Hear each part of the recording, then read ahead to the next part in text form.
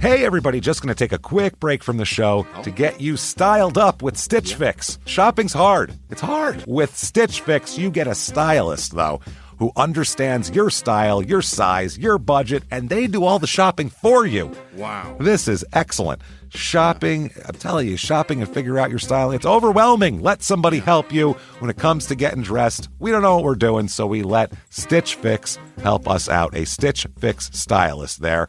They know what works on us. We get the prices that make us look really good, and it feels good. You get some confidence boost walking around knowing that you're looking decent here. Oh, yeah. Yeah, we just give the stylist our sizes, style, budget preferences. We order boxes when we want, how we want, no subscription or any of that required. And they send called Just For Me pieces as well. Like, maybe you'd like this, and it's awesome. Outfit recommendations, styling tips. You keep what you love, you send back the rest. It's super easy. Yep. You can do it, and we are doing it because it's excellent. Personal styling for everyone. Get started today at stitchfix.com/STM. That's stitchfix.com/STM. Now back to the show. Hey everybody, just going to take a quick break from the show and tell you about Noom. Has Noom helped you? I believe it has. Oh, that's got an app. You can do tracking. It's terrific. It does. And Noom builds personal plans that can meet individual needs. That's the thing. Takes into account any dietary restrictions, medical issues, other personal needs. That helps build a plan that works for you. And yes, so I know that you've had your own personalized program here that you've been working on. And it's weight loss This is weight loss results that last. They stick around because you get yourself into a lifestyle change. That's what matters. That's mainly it. You can't just say, I'm going to cut that out for a month and then go back to it. That's not what it is. So I'm glad it's helping you. That's great. And it really does. I like the psychology and biology-based approach here. Yeah. Noom Weight uses psychology. That's why they say losing weight starts with your brain, but it also takes into account your unique biological factors, Jimmy. All of your multitude flora and fauna that goes on inside of you there. Sure. Yeah. Stay focused on what's important to you with Noom's psychology and biology-based approach. Sign up for your trial today at Noom.com, Noom.com here. Based on 3.5-year study of actively engaged Noom users with minimum starting BMI of 25. Individual results may vary. Visit our website for more information. Thumbtack presents the ins and outs of caring for your home. Out, procrastination, putting it off, kicking the can down the road. In, plans and guides that make it easy to get home projects done. Out, carpet in the bathroom. Like, why? In, knowing what to do, when to do it, and who to hire. Start caring for your home with confidence. Download Thumbtack today. This week, in Hampton, New Hampshire, the words love thy neighbor take on new meaning as a one-sided grudge leads to a suburban showdown. Welcome to Small Town Murder.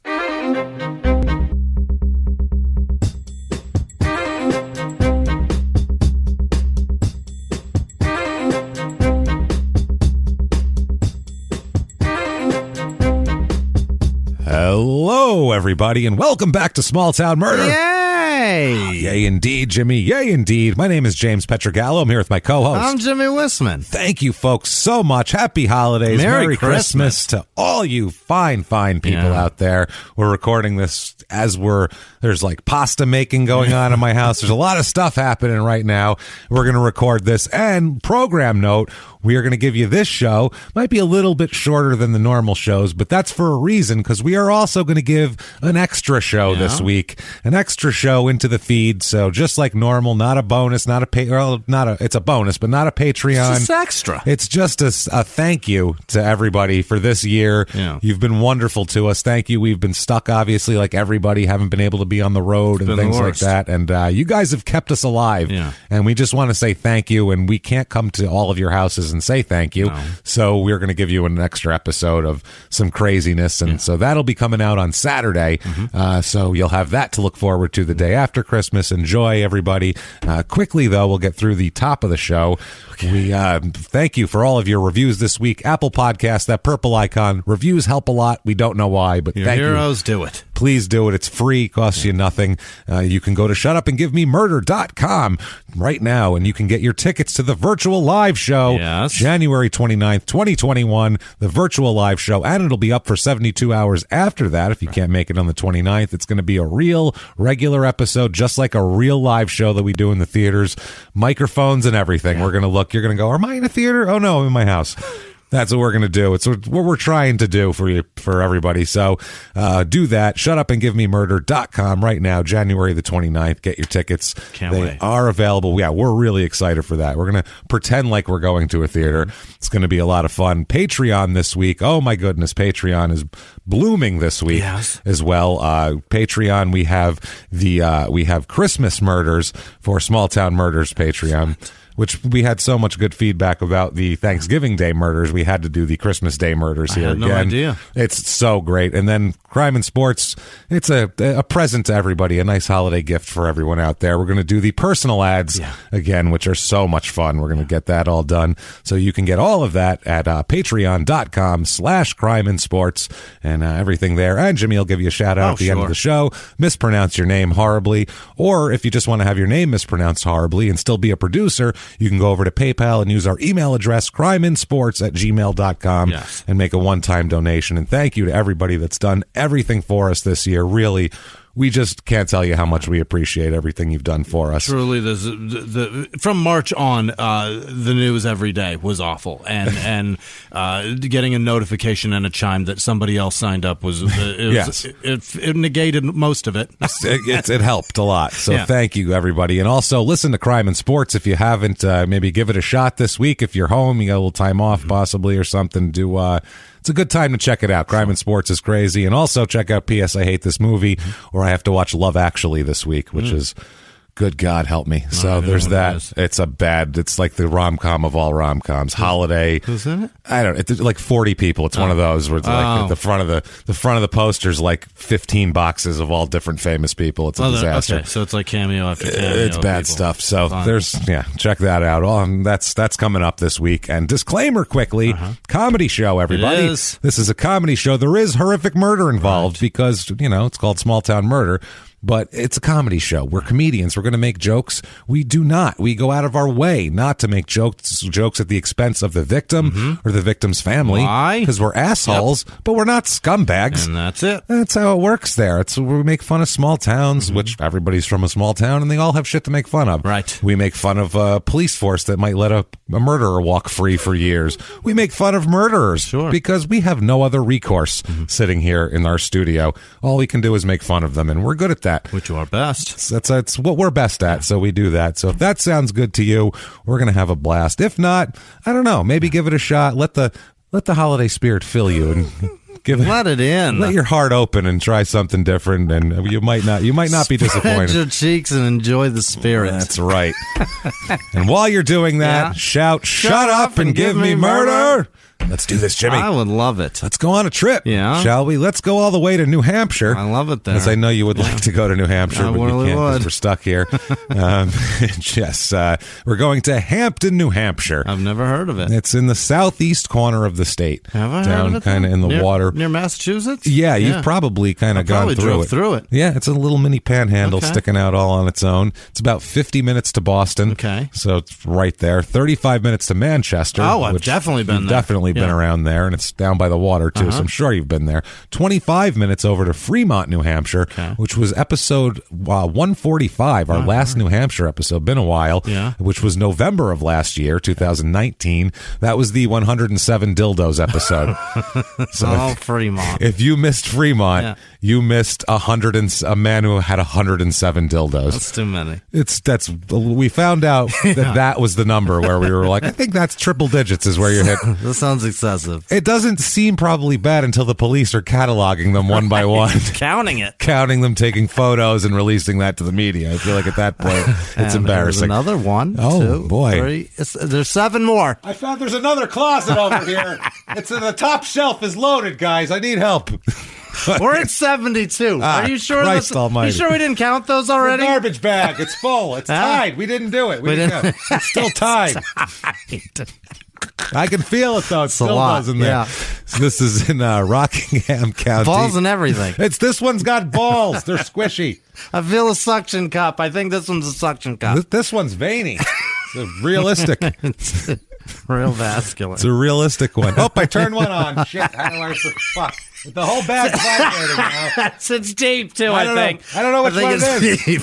Where's the switch on this goddamn thing? Whole bag vibrating. It's deep. You got to stroke it twice. Once for on, twice for off. Okay, that's how it works. One of them's a thruster. It's bouncing. It's Jesus. a thruster. Everybody back off. We got to know what's in this bag.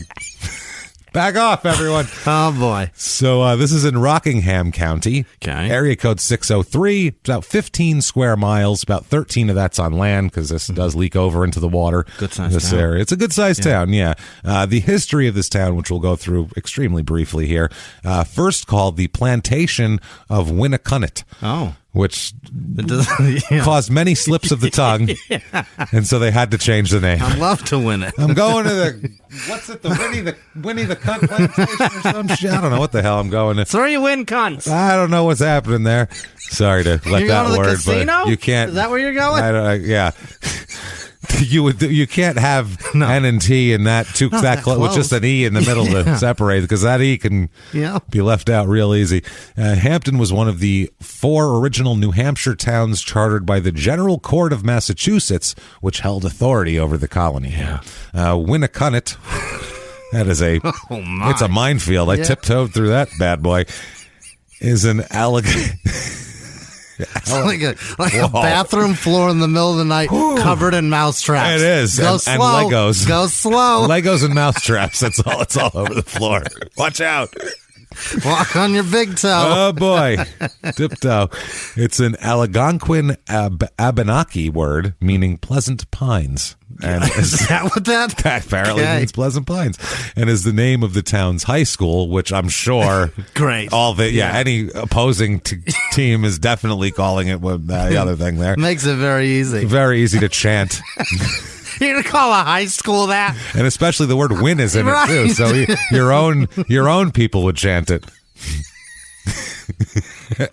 God damn it! This is as comedians. This is ridiculous that this is set before us. It's not fair. We're trying to be mature about it.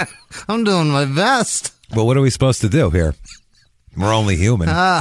So anyway, the town was settled in 1638. My word. By a group of parishioners led by Oxford University graduate Reverend Stephen Batchelor, who had formerly preached in Hampton, England. Okay. So they brought him over here. Incorporated in 1639. My fuck. Jesus Christ, that's so old. That's so wild, man. I love how old everything is. One of the first. That's so far back. Well, it's right by Boston, and Boston was a kind of a main hub here. So in 1679, they had his son-in-law, the Bachelor's son-in-law, Christopher Husey, was appointed by King Charles II to govern the province of New Hampshire. Okay, govern this, the whole thing. It's all yours. Govern.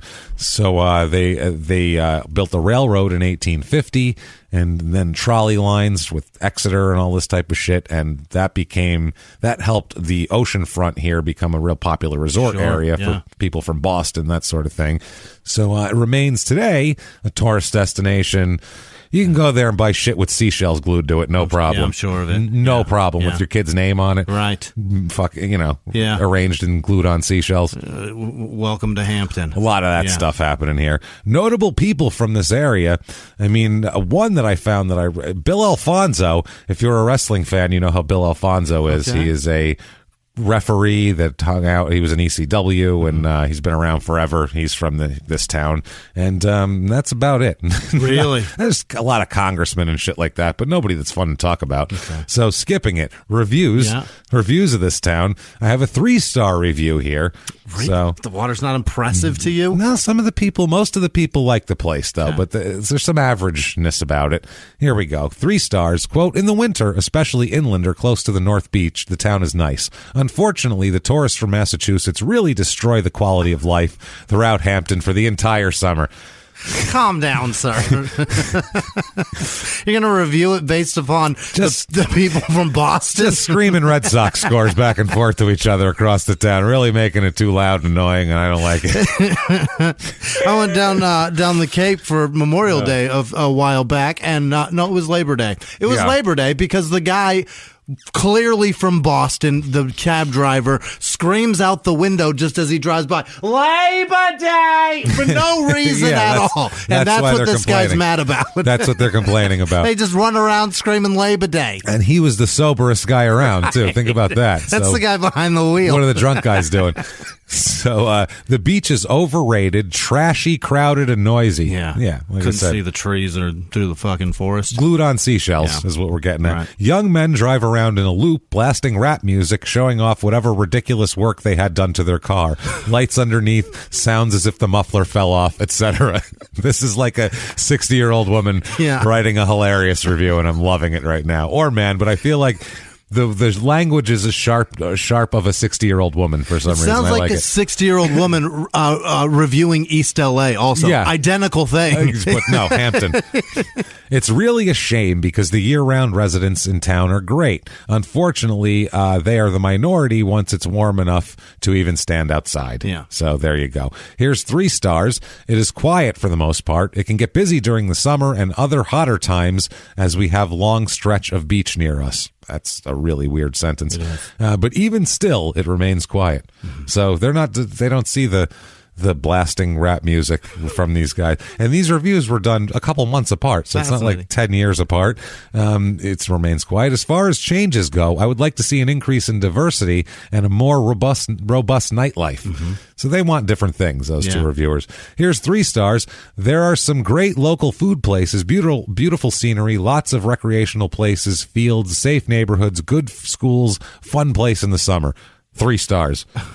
Okay. What more do you need? I see no negative in there. So what that's...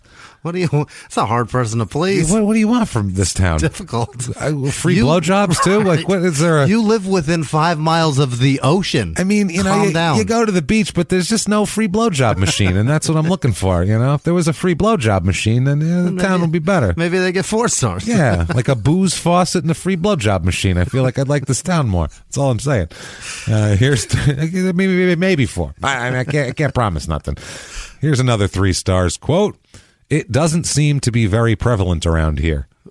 What doesn't? No punctuation, no period, and no explanation of what the shit that means. And it's under the crime and safety heading. So I don't know what. Okay, so they mean crime and safety? But that's just under that category. Which one's not very prevalent? Crime or safety? I don't know. But it's 3 stars. So if there's no crime, what are you saying? Only 3 stars. Right. And I don't know what to say. Safety's prevalent as fuck then. I don't know what's happening over there. It's very prevalent safety. Somebody just learned what prevalent, the word, not necessarily definition, just the word. Yeah, they heard it once and they were like, prevalent. Maybe that's they titled it like pussy or drugs or... And they changed it to prevalent. And then No, that was the title of the review. Yeah. Pussy. Not very prevalent around here. There is no title. Yeah, I wish there was. Goddamn explanation. Yeah. I have the population stayed around like 1,200 for about 100 years. Really? Yeah, to the mid-1900s. And it's been coming up steadily and really kind of shot up a lot in the... kind of the urban flight of the late 60s, 70s. A lot of people came here because it's within driving distance to Boston. That's when the word got out. Exactly. Yeah. So the people right now, 15,322, up 25% since 1990. So people are moving there. More females than males, which makes sense because the median age is 50.4, which is about 13 years older than normal for the average for the rest of the country. That's how old you got to be to own property by the beach, though. Yeah, it's expensive here too, as we'll get into. Less kids than usual too here. Not a lot of kids. It's a lot of kind of older, can afford to live here. You're in your 50s, maybe your kids are gone already, and you're coming here. Married population though, it's one of those places, 60% as opposed to 50-50 is the norm. Less single people with no children, less single people with children, less children in general, and less single people. Yeah. So picture a lot of quiet couples taking in the evening. That's early retirement, and they're enjoying it. That's kind of what's going on here. Race of this town, 94.2% white. Yeah. So pretty white, I would say. 0.1% black. That close to Boston. 0.1%. Yeah. That is not a lot of point. I can't even. How do you put that into? Because I feel like it might be like 4 guys, but you can't go lower than that on this chart. Yeah, you can't do 0.09. Yeah, there's no more decimals on right. what this site offers, so there could be 3 guys there. 3% Asian and 0.8% Hispanic. Oh. So, wow, that's really weird. Not a lot of anybody. Incredibly white here. Very, very white. Older, white, not a lot of kids. Keep it quiet. Everybody keep it down. Just keep it down. A lot of that going on. Yeah. A lot of keep it down. Do I hear rap? I'll review this place. I swear to fuck. Blue Bloods is on. I would like to see what Tom Selleck is doing this week. Keep it down. It's a lot of that going on. NCIS is on in 5 minutes. I don't know how to work the DVR, so I have to watch it when it's live. Is that the Blue Bloods? Is that the one with Marky Wahlberg? That guy? I think so. I think Donnie Wahlberg. Yeah, one of the Wahlberg. One of the new kids on the block, and I feel like it's just Tom Selleck with his walrus mustache still, just looking walrus sad mustache now. And anybody from Boston on TV. Yeah, shut up. There's royalty on. Now he does like reverse mortgage commercials. Have you seen those? No. Like oh my god, it's funny. He's like, well, a lot of folks will tell you that reverse mortgage is just a way to lose your home, but some people out there do it a little differently. Like, I'm folksy Tom Selleck. Yeah. You trust me from Blue Bloods. Right. I was Magnum PI. I'm trusty Tom Selleck. I don't have a reverse mortgage. There's no fucking way I'll ever have one. I own 7 homes. Right. I've been on television for 45 years. I could give one away and not notice. But I won't. Yeah. So 39% religious here. Okay. Which it's the only religion really here. It's going to be 29% Catholic because Catholics are the Baptists of the North right. and especially the Northeast. Yeah. You're going to get that. Almost 0.3% Jewish. I'm sorry, everybody. Don't worry. In the next couple weeks, we have New Jersey and New York coming up in the next month. So fingers crossed we're going to get our song. Maybe we will. 0.0% Muslim. The unemployment rate here is low. A lot of kind of white-collar people here. Median household income, normally in the country, $57,000. Here, $78,706. So you need every dime. You do. All the over 100,000, groups are high. More percentage, higher percentage. Cost of living, 100 being average, regular in the rest of the U.S. Here, it is 121. Okay. Housing is the high one, though. Housing is a 162. Holy and good God. Median home cost, $373,900, which is outrageous. Only about 10% of the houses are worth less than $200,000 here. So it's rough. And if we've talked you into it, you want to go to a beach town, you want to keep it down and watch Blue Bloods right when it comes on because you don't know how to work the DVR. We have for you the Hampton, New Hampshire Real Estate Report.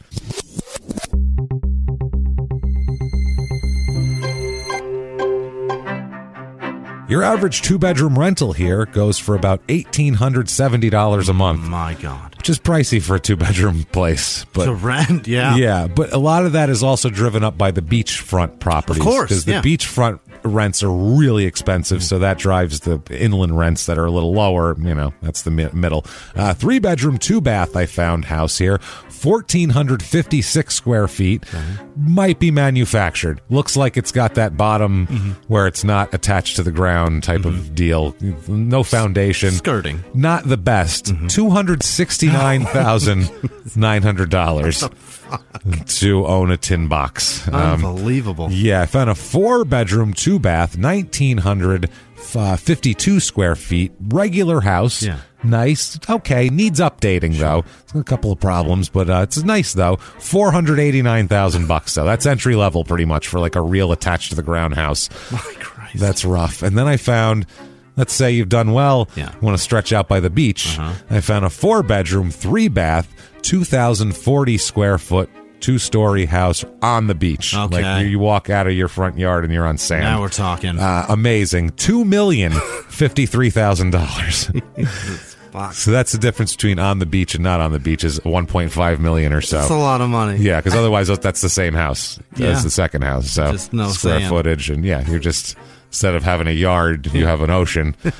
That'll cost you $1.5 million. And their beaches aren't necessarily sand either. It's a lot of rock. I like those rock beaches. I'm not a big beach sun fun guy. All that does is it invites people to bring a football or a frisbee or something to throw near you. Splash sand at you. I'm a hoodie beach guy. I like to have a hoodie on and get some splashing going on. More of a Northern California kind of northern up here territory. The only splash I want to feel is the mist from a wave from 30 feet away. Oregon, some shit like that. Yeah, I'm not a big hey, let's get the jet skis out. Take your shirt off and get in the water. It's not my thing. I don't know what's in that water, so I don't know. I can't see to the bottom of it. It's freezing fucking cold. Not to mention, it's August. Very little control. I don't want in it. So things to do in this town. The Hampton Beach Seafood Festival. Now you're talking. Which sounds wonderful until you get into some of the details of it. And then it sounds a little less great, but still. Sample the flavors of the seacoast of New England's largest seaside festival. Over 50 restaurants joined together. This sounds great, offering an extensive menu of seafood delicacies. Yeah, I'm in.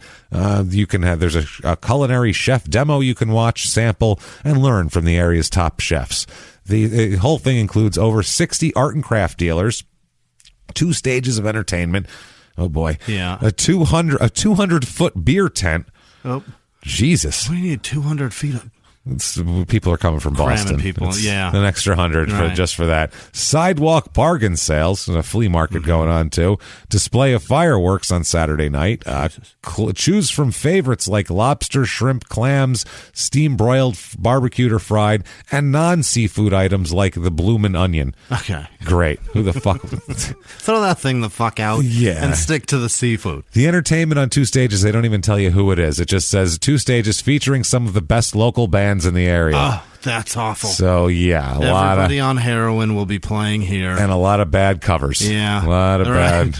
You're not going to understand it. Nope. But that right there, that used to be Love Hurts. That was Love Hurts. No, actually, that is Bret Michaels. He doesn't have the rights to the song, so that's why he's singing about chrysanthemums.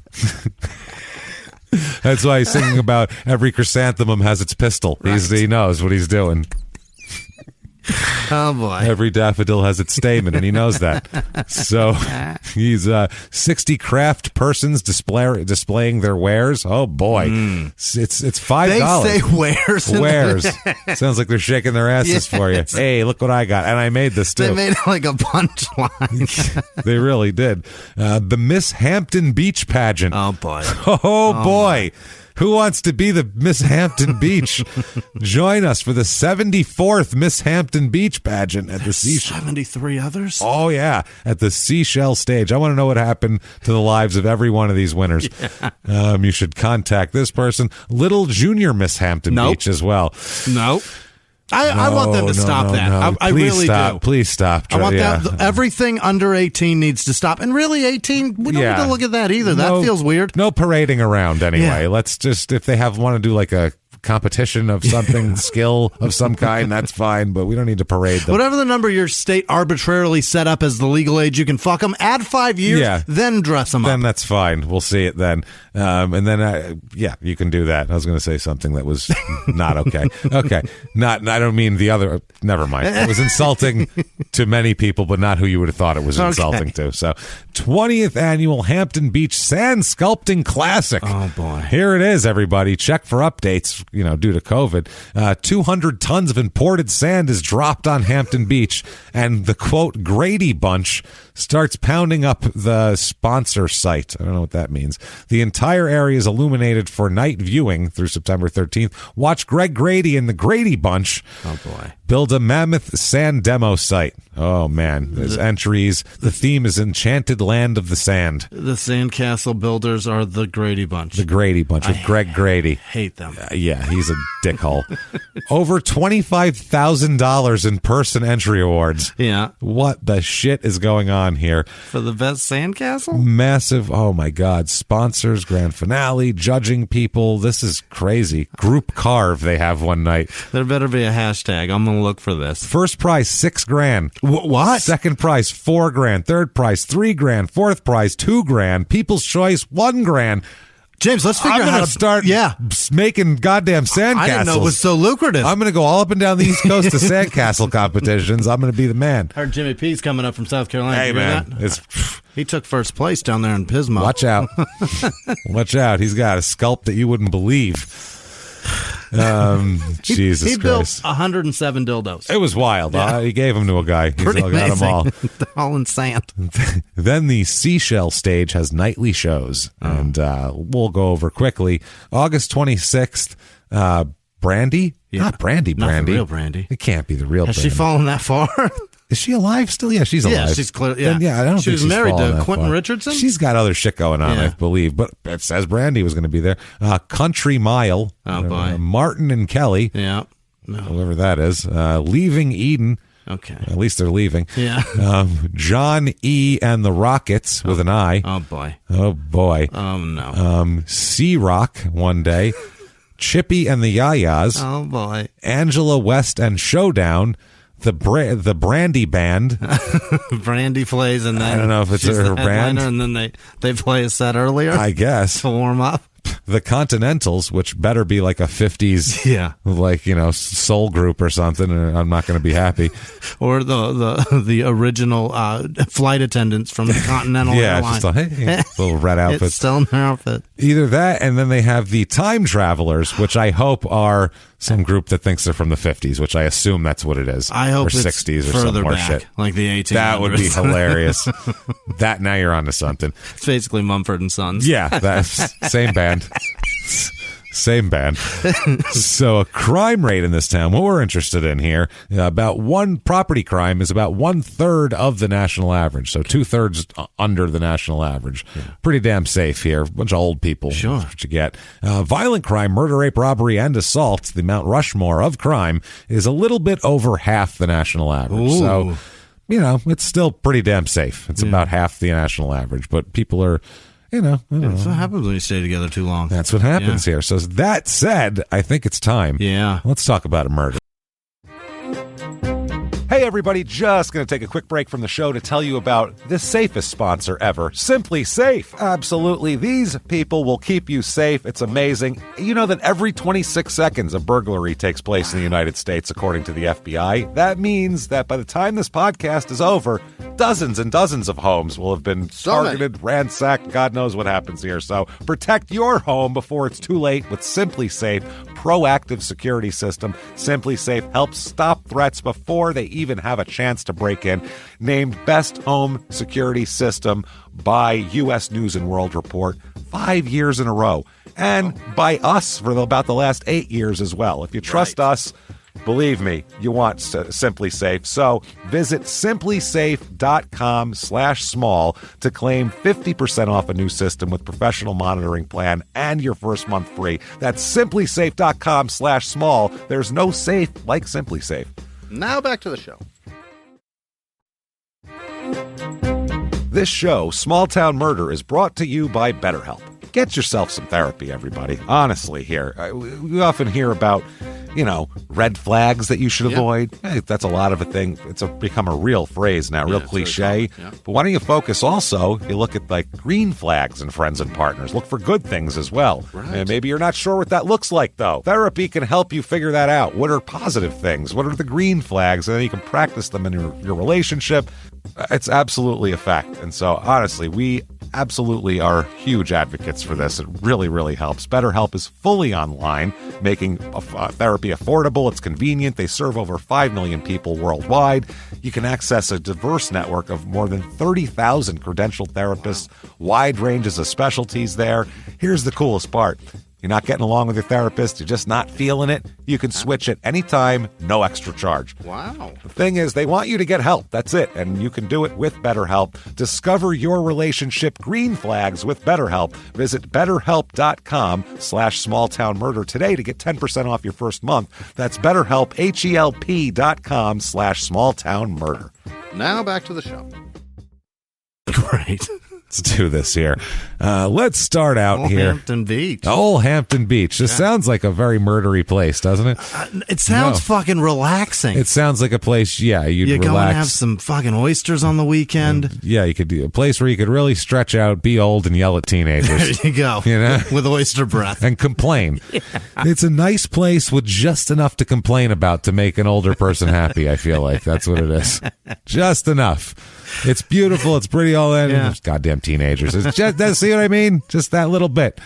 Why do they let them walk around with beer bottles? See? Just that little bit. That one little ordinance. I could do with one or two less lighthouses. Do we need this many? Yeah, charming. Okay, great. You're real charming. We understand. One within eye shot. You know if you can't see it anymore, build another. It's overkill at that point. How many lighthouses when you can do you see need? 4, it's too many. It feels desperate. Yeah. You're like, 1 lighthouse charm, 4 desperate. Desperate. You think we are Maine? Yeah. Stop this. Cover up a little bit and make me want it more. You know what I'm saying? Let me use my imagination. Come on. So let's talk about a lady here. Okay. Let's talk about a woman named Susan Cook. Mm-hmm. We're going to go back here in the 1970s, we'll start out with. Yeah. And now in the 1970s, she's in her mid-20s. And she has just gotten divorced. In New Hampshire. In New Hampshire. She lives up here. She lives around the Hampton area. Just got divorced, has a son, and works double shifts at Pizza Hut. Oh, my. That is her life right now. So she is... Frustrated. Hardworking, everybody says. Exhausted, though. Exhausted, yeah. Trying to make it as a single mom in the 70s was not the same as...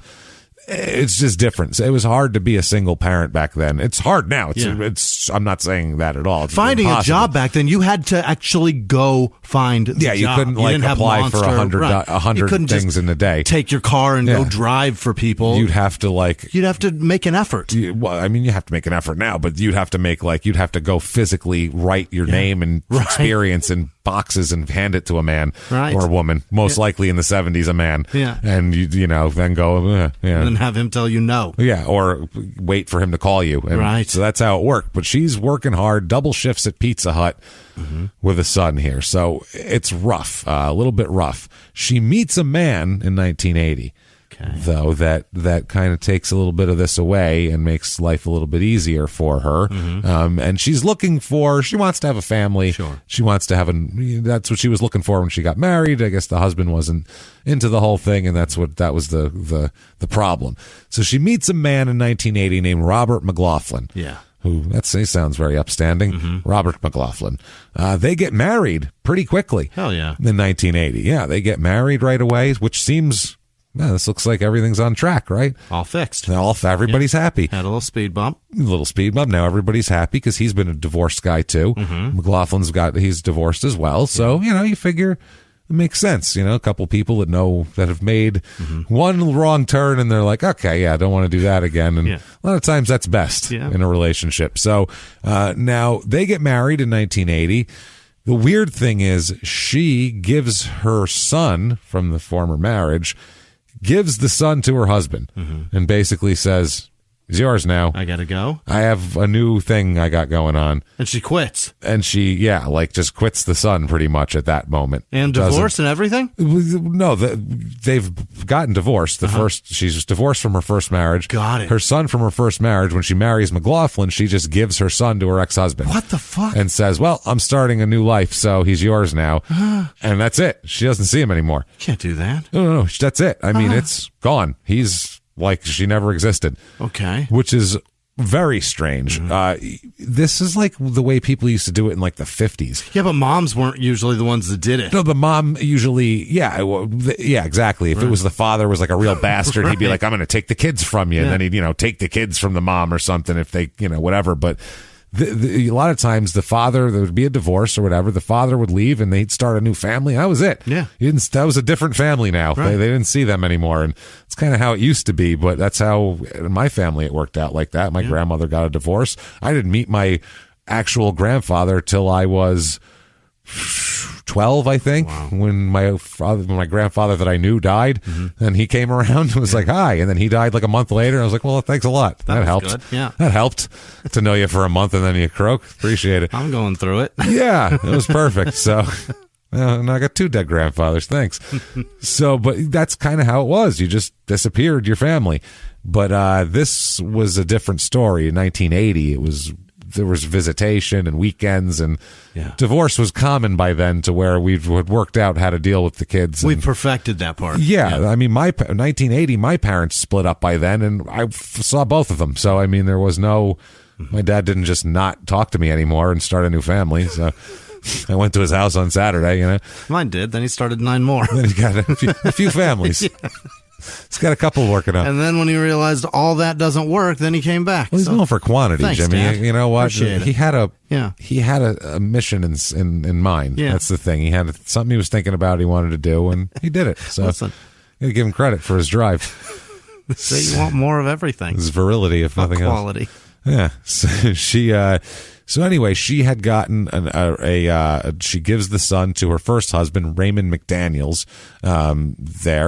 Gives the kid back to the father. It's weird that she marries 2 guys that are Mick. Yeah, that's very strange. I don't know, that close to It Boston. is Northeast. It's probably yeah. not. Yeah, it's probably not that far half off the town. So there you go. She said that she had to give the son up because McLaughlin, her new husband, had given her what she said, quote, an ultimatum, my son or him. Oh. So, yeah, this is coming from him, is what she says. So she's marrying a guy that's jealous of the kids' attention. That says, yeah, if we're going to start a family, we're going to start a family, but I don't want not with that one. I don't want your kid around. Yeah, that's not my son, and I want no part of him, Jesus. basically. So that's nice guy. Yeah. That's, by the way, that's a bad sign. It's called red flags. Yeah, that's a huge red flag. Yeah. If they're like, I like you, but I don't ever want to see your child. Can you give him away? Bad sign. You know, this is all going great. Yeah. If you can get rid of that. Just that person standing over there that you've put a lot of your time and effort into. That body. That goes for either gender. Yeah. Either way, not good. Yeah, they should be embracing of your children. Somebody should be thrilled. Yeah. Now, Robert McLaughlin, that's actually not his original name. Okay. So he's a little bit of a character, McLaughlin. Oh, yeah. I'm finding out. Just right away, you can tell from the red flag. This guy's an asshole. I led with the kid thing rather than his history, just to give you that's how much of a red flag that is. Right. If that comes up, just no matter what you think, because on the surface it could look like everything else is fine. It's just this one weird thing that this person thinks they don't want to be around my kid. It's not, though. It's more. This is like a tooth. The root is way deeper than you think it is. And it's black and rotten. Fucking deep in there, man. So he, before he changed his name, because he changed his name for a couple reasons. Number one, when he was 15, he accidentally killed his friend. Oh, my. While playing around with a gun. Okay. They were fucking around with guns when he was 15. This is, because he's a few years older than her too. He's in his mid 30s right now. Okay. So this is in, the goddamn 40s or something. He's dicking around with a gun with somebody. Yeah, the early 50s. Yeah. They're playing cowboys and Indians, what they did back then, or cops and robbers running around. I don't know. Whatever they were doing, 15 seems a little old for that. Mm-hmm. No matter what happened, we don't understand exactly what happened, but he killed his friend when he was 15. Yeah. And a judge, he is charged actually for it as well and everything. They don't just go, it's an accident. Yeah. He's charged. A judge ends up dropping the charge in the end for lack of criminal intent. So apparently, careless. I had a slingshot when I was 14, and a friend threw up a piece of wood for me to shoot it in the air, and I just tracked it down till it was like eye level, and I let go, and I shot my friend in the fucking chest with a slingshot. So I could see it. I told you about the flaming spear flying through the air. I had another friend who had a pellet gun. Yeah. We all had pellet guns as children, too, was the other thing. Pellet guns and slingshots were the go-to. It was one of the pump Crossman ones that you could pump up. You could pump those up 20 times and kill a bear, like with a fucking pellet. I got friends really with them strong. still in their ass cheeks from them. Oh, yeah. I've shot. Yeah, we've broken skin many times. That was fun, Bat. Women are always like, why are guys so weird? Because we shoot each other for fun. We're weird people. That's why. Giggle about it. And we're like, that hurt really bad. I'm going to shoot you in your right ball. How's that? How's that feel? So we're walking down, and all of a sudden my friend goes, ow! because right between the eyes, he got hit with a fucking pellet. Oh my! That's a great broke shot. The skin, caused blood. A fucking lucky shot, because we found out my friend that shot it was 150 yards away. Yeah, 100. He had no way. He didn't have a goddamn. He's not a military. But it's a friggin' crossbow or a pellet gun with the sights that you just. He wasn't even aiming at him. Oh, he was aiming, but I mean, he didn't know precisely where he was going to hit him. He was just aiming at his head in the general direction of a centimeter from his eyeball, which completely blinded him because it broke the skin of his forehead. Unbelievable. That's how dumb we were. And so this 15, I don't know what it is. Could have done anything. I'll give you a pass, I guess, because you're idiots. Well, who knows who took the gun out? What the game was? We don't know. The law didn't give him a pass. He paid his debt to society. We'll wash it. Yeah, the law said he's fine. That's fine. But and I would let it go, and I'd say maybe he's just misunderstood. Except that then, very shortly after that, he held up the Salisbury Diner with a gun. Why would he have ever a gun again? Well, apparently that instead of scaring him away from playing with guns, emboldened him to, hey, these things can kill people. Wow, I bet they'll give me money if I point it at them. I mean, it's a pretty logical next step, I guess. Yeah. And he ends up spending a year in reform school for that, because he was like not even 16 years old yet. So we were so lenient. Reform school for an already murderer. But reform school back then was juvenile hall. It's a great That's point. what that was, because bad stuff. Charlie Manson grew up in reform schools that were jails where he was being constantly attacked and everything, tortured. It wasn't even a place where they helped the kids. No, they just no. kept them all together so they can hurt each other and learn crime from each other. Get better at that. Teach each other crime, but just do it in the middle, like a big orgy of Royal Rumble insanity. And openly. We won't even police it. And have orgies, I guess. I don't know. You guys, nuts. It's not good. Forced or willing, we don't care. Whatever. So he ends up, after this, he gets out of reform school here, and now he's got a body and an armed robbery on him, pre-18. So you know what? I think it's time to start with a clean slate at this point. You know what I mean? You don't want to go, your name is fucked at 17. Your name is just, that's bad when your name is garbage by 17. Yeah. Useless. So he changes his name. His name was Robert Randall. Yeah. That's how he's born. But he changes it to Robert McLaughlin, which I don't know why or where he got that from, but he changed it after the reform school stint. So he's a new man now. He comes out and it's like it never happened. Yeah. He pretends like it never happened. Saw an ASPCA commercial and was like, there's the girl. There's the name. That's it. Taking that one. McLaughlin. That sounds beautiful. He's watching that guy in the 80s screaming at people in a circle. Remember the SNL sketch about that? That was a great sketch. It was wrong. Everything was wrong. No matter. Tell me was that? What do you think? It was Dana Carvey. It wasn't wrong. Yeah. And then he'd say his opinion, what it was, and that was good answer. That was an actual show. Is that Dana Carvey? It was Dana Carvey, I think. He's such a genius. He was good. He was good shit. He's good at impressions. Dana. He's good at yelling. He's a good yeller, Dana Carvey, which was always good back then. Which is fascinating because later on, he just kind of stopped that altogether. Yeah. Yelling was not part of his life at all. His yelling impressions were always funny. And then he gave up on it. And then he was like, never mind. I don't know. George Bush is fun to do. I could just and do that's him. what he did. Yeah. It worked for him, though. Yeah. That's what got him paid the most. And Garth. No need to yell as Garth. And a church lady. So now, Robert McLaughlin, when he marries her in 1980, did I mention, by the way, pray tell, Jimmy, pray tell, did I mention that he is a Hampton, New Hampshire police officer? How the hell? With 10 years on the job. How did that even happen? 2 years after he got out of reform school, or whatever. No, a few years after that, because he was in his mid-20s. He gets a job at the at the Hampton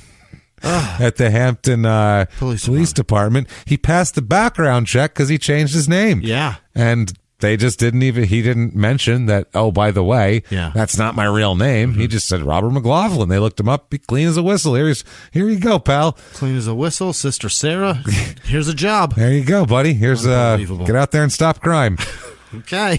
Try not to cause any, please. Yeah. That's the main part. Now, okay, so right away, this guy, get rid of the kid. Yeah. Shot his friend. Accident. We'll give him a pass on that. Armed robbery. I've never done that one, so that I can't give him a pass on that one. I've never shot my friend either, but I could see how that could happen accidentally, especially in the 50s when people were willy-nilly a little more with there was a lot less like safety precautions with guns and shit like that. There was no gun safes, and people just left them on the goddamn kitchen table. There weren't mass shootings. That was the thing. It was a different. Just weren't open public executions of just citizens. That didn't happen. And if you lived in rural areas, kids all had guns because they'd go out, they go in the woods, they'd shoot squirrels and shit. That was like considered normal youthful behavior. It wasn't even to survive. It was just to have something to do. Yeah, literally to play Davy Crockett or whatever the fuck back then, because that's, I don't know, they were pretending like they were in the 1800s. That is insane. So, anyway, so this is all, the guy's a kind of a shady guy when it comes to all this. He's a little bit of an interesting fella.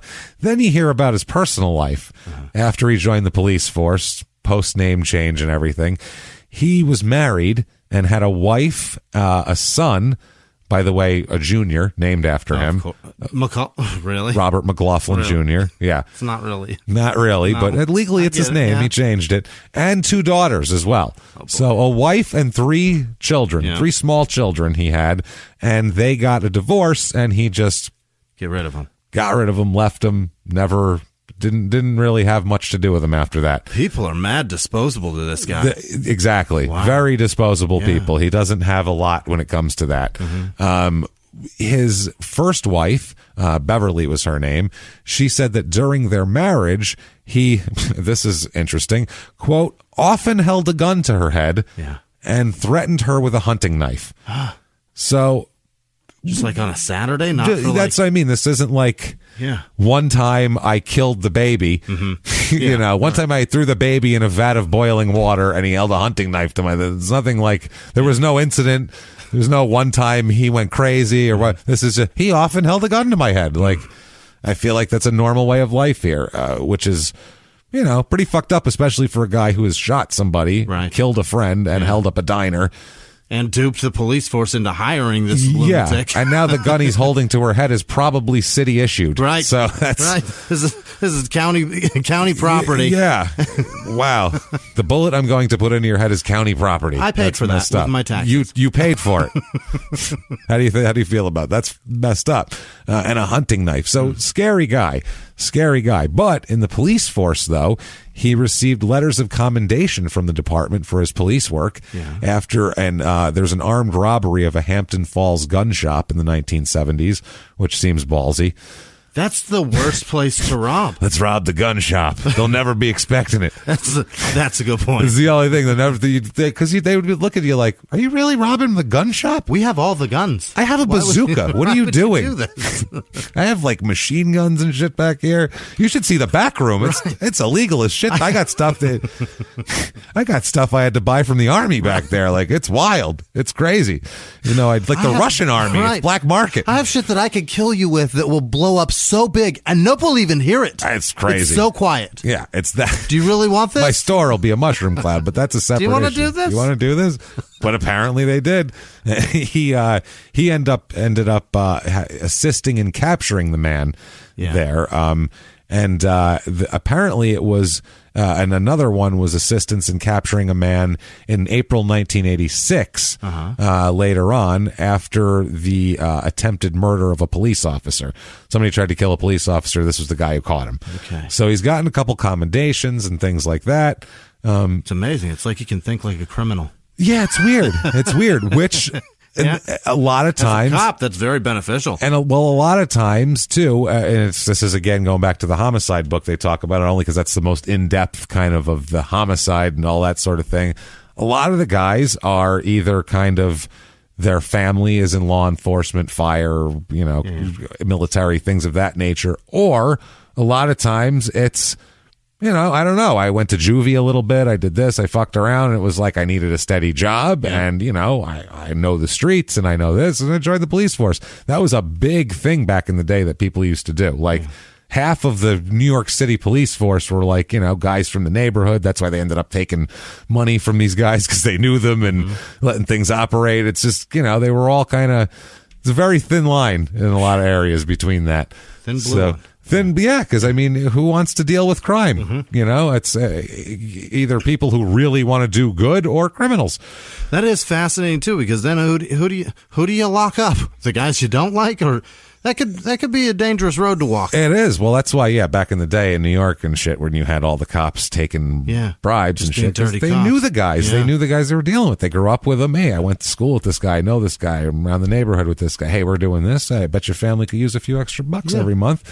All you got to do is look the other way over here. Sure could, but then the guys on the other side of town are going to be pissed, and they're going to want to kill me because I'm letting you profit. It's a mess, man. It's scary stuff. It's wild stuff. That's why it's complicated. Mm-hmm. So he ends up, a neighbor of his, it turns out to be a neighbor of his, is one guy who doesn't find Robert McLaughlin so commendable. Yeah. Not really loving this guy. Charms worn off. Charms worn off for him. This is a guy named Robert Cushing Sr. Yeah. He's got a junior as well. Now, he is born in 1925. Mm-hmm. So they kind of have their encounter, McLaughlin and Cushing, in 1975. Mm-hmm. So he's 50 years old, Cushing. He's a smart guy. He's, number one, a World War II Marine. Okay. So first and foremost, the guy fought Hitler. Yeah. So he's put up with some shit. Don't care. Yeah. Whatever the hell, anything else. We've gone over this before. Mm-hmm. And it's so funny because whenever we say anything, basically any joke that comes out of our mouths, we're like, well, you automatically calculate in your brain what percentage of the audience that pissed off. Right? Because no matter what you joke about, there's no way someone's not like, I didn't like that joke. Somebody doesn't like the joke. Even if it's, if with 500,000 people, if 3 people don't like the joke, there's 3 people that don't like the joke. The actually crowd, the people who actually, exactly. So you don't like comedy, is what it is. Yeah, jokes are exaggerations and shit like that. So the actually thing, the reason why we say don't do the actually thing is because for a joke, the whole point is it wasn't supposed to be accurate. Right. That was the point. That's the point of a joke. It's not accurate and it's ridiculous, and you have to exaggerate something to make it. And in every single joke, something gets made fun of. Yeah. It's not, it's only shitty when it's something that's sacred to you. The difference between normal people and me and James is that zero is sacred. Yeah, you can't offend us personally. Like, you could say anything about whatever of us, and it's fine. Other people we'd be offended about, but not for us personally. No. nothing that I am, you can offend me with. I will be offended for rape survivors for some sort of distasteful rape joke, but not for myself. No, it's I don't a different care. thing. Yeah, you're right to feel that way because that's something that happened to you. It's the way I process so it. You process it how you want. That's the thing. Yeah. And we've talked about many times, death and shit. This is the way I deal with it because it's the same shit. We've all had our weirdnesses, and this is how it's manifested itself into a show. That's how I handle it. But we always calculate, okay, that's going to piss some people off. Yeah. And one thing that we said that I was like, for some reason, even though it's right and accurate and funny and fair, someone's going to get annoyed at us, and it won't be the military guys. It'll be people that like military, people that aren't actually in the military will be mad at us. And nobody actually was. And we got tons of like guys in the military and women in the military sending us shit going, yeah, totally. That's how it is. Because we were like, no matter what it is now, and it's very difficult and all that things to be in any form of service or anything like that, no matter what you've done since then or before then, they beat Hitler. There's the worst Hitler ever. It's actually Hitler. Yes. You know how you say that guy's like Hitler? That guy was a lot like Hitler because he fucking was Hitler. Actual Hitler. So anybody in World War II gets like extra bonus credit for beating Hitler. The guy that made the famous mustache. Yeah. That guy. It's like, you can ruin facial hair with one swoop. You're a bad guy. A whole form of facial hair. That's rivals crazy. Jesus in fame. Yeah. For opposite reasons. It's the thing. That's crazy. Yeah. Anybody who fought, we're not saying anybody else we have less respect for, but you have extra respect for someone who beat Hitler. I don't know. Just do. Maybe I do have a little less respect. Yes. But it's not their fault. That's what I mean. There is I said, there's no Hitler. You didn't have anybody to fight to earn whoever's the respect. in there. If there was a Hitler and you said Hitler's that way, they'd go fucking get Hitler. That's what I mean. It's not anything slight to anybody now. You just haven't been challenged to find out if you're tough enough to get Hitler. You're running in place going, where's Hitler? I'm waiting for a Hitler to pop up. We get it. Hitler's that way, guys. We get it. You're willing to try. Everybody, Hitler. Everybody would turn in that direction. We understand it. That's not the problem. But I'm just saying these guys actually had to fight Hitler, which was rough. It's pretty bad. So yeah, we got no backlash about that, and I was actually so happy. I was like, our audience is wonderful, really that they actually were mature enough to understand, get it. And especially all the military people were like, "Oh my God, totally." Jesus. I don't know. Maybe I like our army now and our soldiers now more because they're willing to go fight people that aren't even labeled that they're our enemy. You know what I mean? Before you could tell they've got the fucking crosses and shit on their chest. We know we know who to fight them. Right? These guys aren't dressed in anything that's together. One guy's wearing an Under Armour shirt, firing a fucking rifle at us. What the fuck is that? Who knows? Jesus. What is that? Under Armour. This guy's in a fucking Adidas shirt planting bombs in the road. Did Steph Curry do a commercial? So Cushing Sr., so he's a World War II Marine, a former school teacher, and a current real estate agent, and father of seven children. That's the busiest man on earth. He's done a lot. He grew up in Hampton. He taught math in Amesbury, Massachusetts schools and in elementary schools in Seabrook.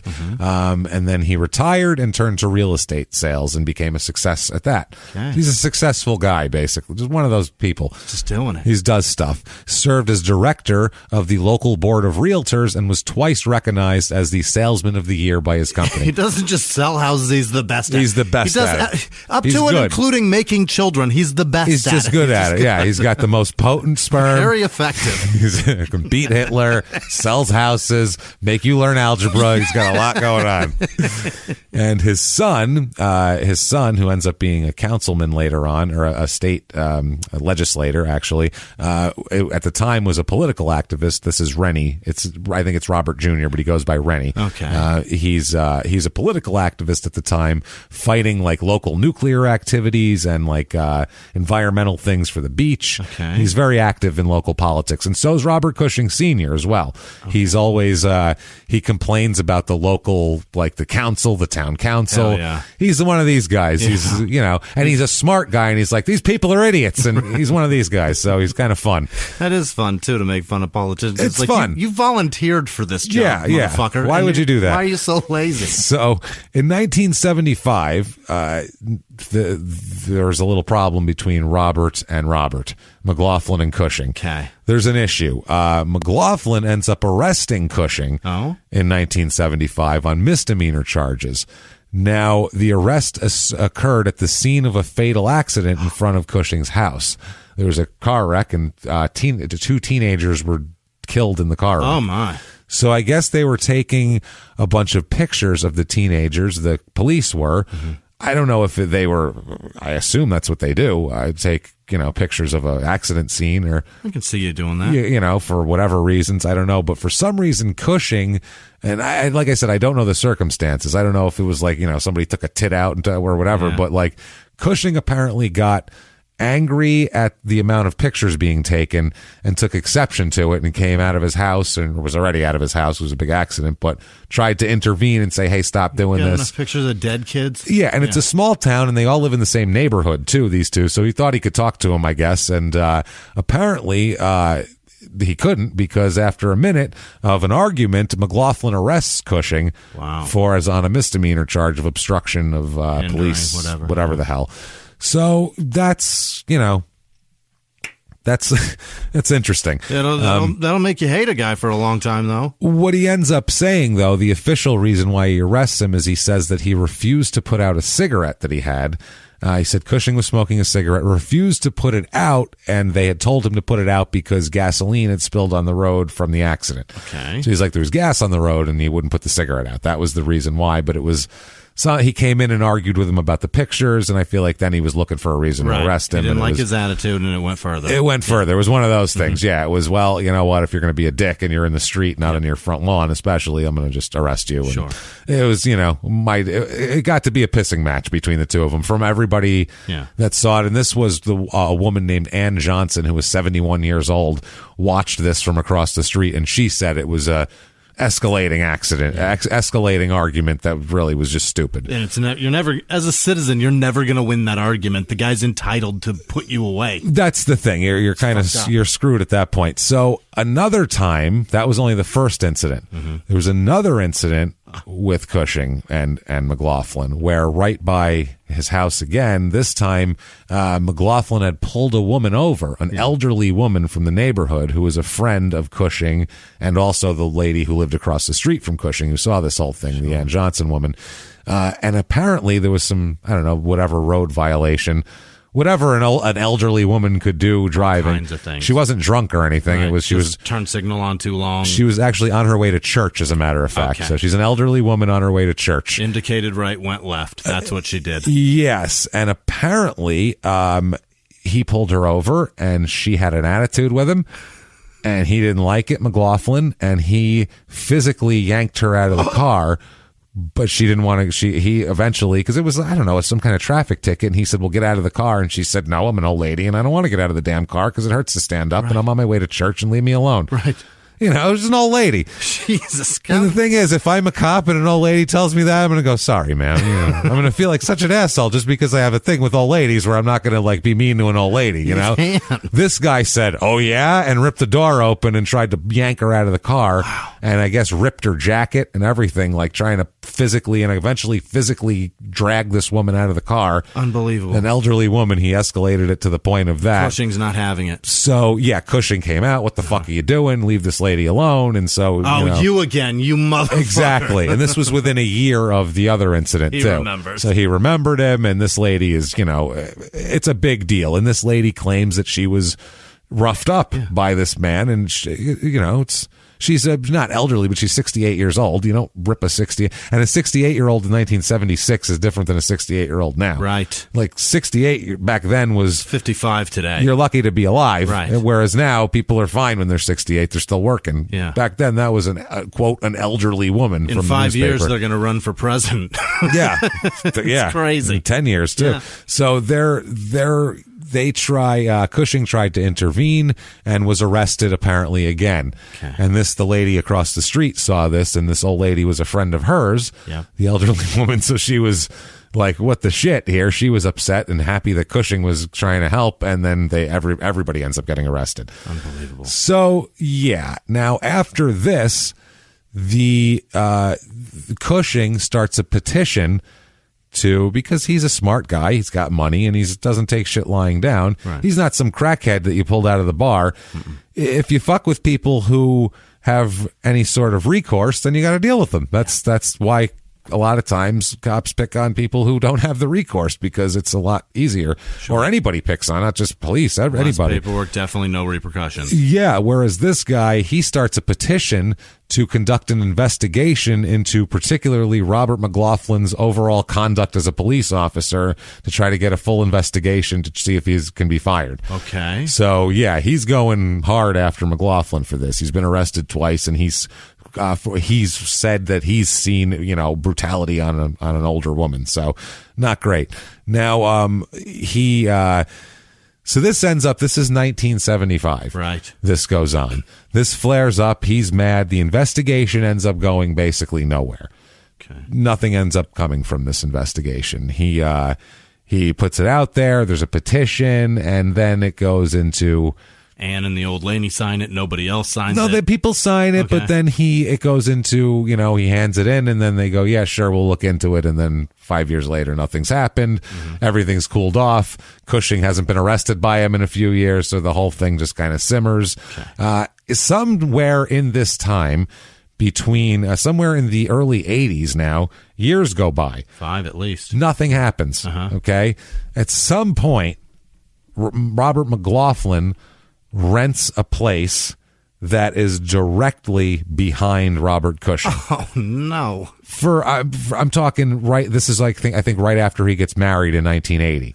So he lives right behind him. In that house where he arrested him, or yes, his house that he arrested him at. So he knew he lived there. He knows he lives there, but I guess that place was for rent, and he moves into that place. A small town, like we said. There's not a lot of. It's not like I'll go move to the other side of town. It's expensive too, so you get where you can get. I guess on a municipal salary. Yeah, Short said that. There you go. But there's like a fence, like a wooden fence, like a Wilson's on the other side of it, type of deal.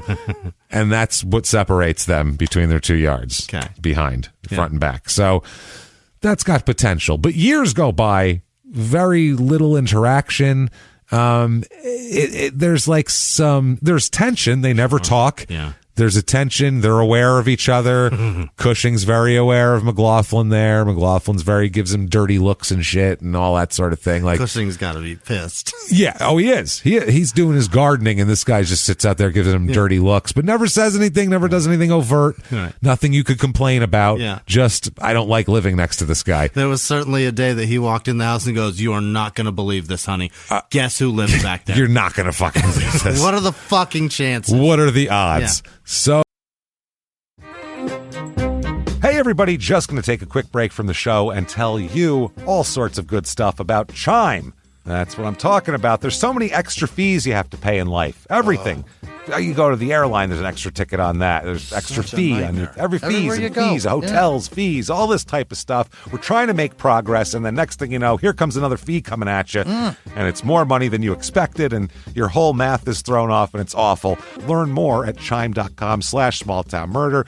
Chime is great with that stuff. I mean, you can't beat if your things are a little tight, especially around the holidays or after the holidays. Yeah. You need that money a couple days early, or you go grocery shopping. You got a car payment due. There's so many things that don't cross over exactly how you want them to cross over. Make progress toward a better financial future with Chime. Open your account in 2 minutes at chime.com/smalltownmurder. That's chime.com/smalltownmurder. Feels like progress. Banking services and debit cards provided by Bancorp Bank N.A. or Stride Bank N.A., members FDIC. Spot Me eligibility requirements and overdraft limits apply. Boosts are available to eligible Chime members enrolled in Spot Me and are subject to monthly limits. Timing depends on submission of payment file. Fees apply at out-of-network ATMs. And now back to the show. Hey everybody, just going to take a quick break from the show to tell you about a healthy, delicious item, Hero Bread. And we're both trying to get healthier this new year. Jimmy had a eye-opening doctor's appointment and things like that. Yeah. So we're trying to get healthier, and I'm telling you right now, this Hero Bread is a good step in this direction. It's delicious, and it is really good for you, and it's really excellent. They have the sliced bread is good, the bagels, the tortillas. I know you've been they're terrific. Ranting about the tortillas. They're so good. With Hero Bread, you can focus on your health goals and still indulge in the soft, fluffy experience you love, but guilt-free. I really love the little Hawaiian rolls, too. Yeah. They're so good. They're so good. The Hawaiian rolls, they're legit. They're fluffy. Yeah. They're exactly how you want them to be. You'd never know it's low-carb and high-fiber bread from the texture. You get the soft, fluffy experience you know and love with your savory breakfast sandwich, late-night grilled cheese, Taco Tuesday. Do it. Yeah. No compromises, just flavor, ultra-low net carbs, 0 grams of sugar, high in fiber. It's fantastic. Hero Bread is offering 10% off your order. Go to hero.co and use the code SmallTownMurder at checkout. That's SmallTownMurder at HERO.co. And now back to the show. Hey everybody, just going to take a quick break from the show to tell you a little bit about Sono Bello. You know, the most known secret with celebrities and influencers and all these famous people is so many of them have had lipo. They've had lipo, whether it's a little touch-up here or a total makeover. Yeah. Nobody has a perfect body. That's the thing. No. They may look like it on TV, but there's things that help that. Absolutely.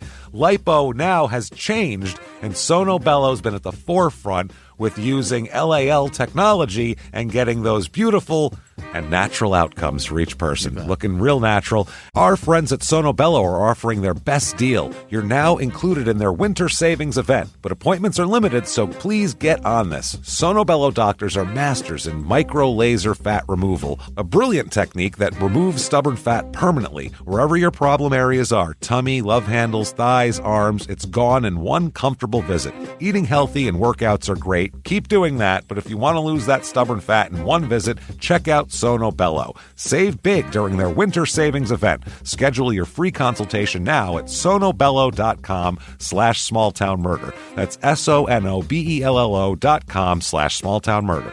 Now back to the show. Oh, this goes on until 1988. Oh, my. So basically 10 years they live as connected their yard. If there's no fence, Right. they're basically one large Yep. compound. If you take the fence down, Awful. It's like two polygamist families.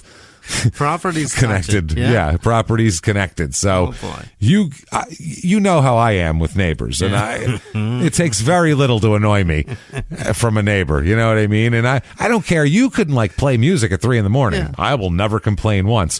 But if every time I go outside, you're standing in your driveway, I fucking hate you. If you have kids You're just there. bouncing on the goddamn trampoline, Yeah. Making the dogs fucking bark. with my dogs and fucking making faces at them and pointing at them and taunting them so they jump up at the wall, then jumping off of my wall onto your goddamn trampoline. You know, things like that. Yeah. They drive me crazy, Jimmy. It changes your I day. get it. If they don't change your day, whatever. Who Yeah, gives a shit? I get but it. they're involved in your life. Now it's a problem. That's what I Yeah. mean. So I get it being annoyed with neighbors. I understand. I'm easily annoyed. And that's what I mean. Most of the time, neighbors, I know I'm being unreasonable, being annoyed by it. You're just living your life. I'm just upset that you're alive. That's the difference. You're upset that you have to live in a society. Yeah, that close to. Yeah. Just give me a little bit of something, a buffer. Again, you need to live in the country, but in the country, you have no fucking luxuries of Yeah, society that I need. So you need the luxuries minus the fucking people. Yeah. That doesn't exist. That's my problem. That's my problem, Jimmy. I just You know need what a little bit of I need space. a car that gets me places, but isn't a car. I need it to Doesn't fly. exist, James. I need a personal plane I can land in my driveway and then fly to Yeah, places. That's well, what I need. It's kind of, well, actually, that's pretty true, actually. Well, I just need, and I'm not, and by the way, people have asked us, like, on social media, what's up with walls? Do we have walls around our houses? Like, it's like, Why don't you? Brentwood. No. It's in Phoenix. Yeah. Everybody has, it's not, you don't have to have a nice house to have walls around your house. You can have the worst house ever. You still have a concrete wall around it because everything's super flammable. They're called firewalls. It's basically so if one house burns, the entire Everybody city does. doesn't Right. burn from there. That's why we all have walls. I've seen houses in Ohio where neighborhoods, not a single Not a fence. not a fence at all. Anywhere. I don't no. know how they Back do east, that. It's everybody. I don't yeah. know how you do You that. go out on your back porch deck and there's your neighbors all out on their back deck. How? I don't know how you do that. Nope. You got to burrow into the ground. How man. do you have animals? I don't understand how you have I don't pets know either. and how you keep them on your property and keep them from shitting on your friend's lawn, or not necessarily keep your 'em friend, from just your neighbor. biting your neighbor Right. and everything else? It's a pain in the ass. Your dogs would ruin those kids' lives if they had just jumped on a trampoline man. with no fence. Oh, wow. Frankie would have tackled one of them out of the air. That would have been the end of it. Benny running through legs of an 8-year-old, Yeah, just knocking him blowing the down. kid over, 135 pounds blowing over, just taking your knees out. going through your legs. A Yeah. child that would launch the kid 20 feet in the air. If there's an NFL coach out there listening, and actually Yeah. we know there's some that do, well, they listen to Crime and Sports, Right. but either way, if one of you has drifted over to here and you need a good practice Yeah. for your linebackers to be able to catch like a squirmy, Somebody low. really, really tough, strong, like running back, like that gets low to the ground, you can borrow my dog, Benny, because he gets low, and basically if he blows through your legs, Yeah. you're going down. Right. And you can't stop him. He's 135 pounds of muscle that goes just where he wants. plows through he's a force. So you're welcome to the dog. You guys could practice. Or just get one exactly you like can't that. hurt him either. No. He's a big lug. He's a monster. So finally, June 1st, 1988, this comes to a head. This whole thing comes to a head. June 1st, 1988.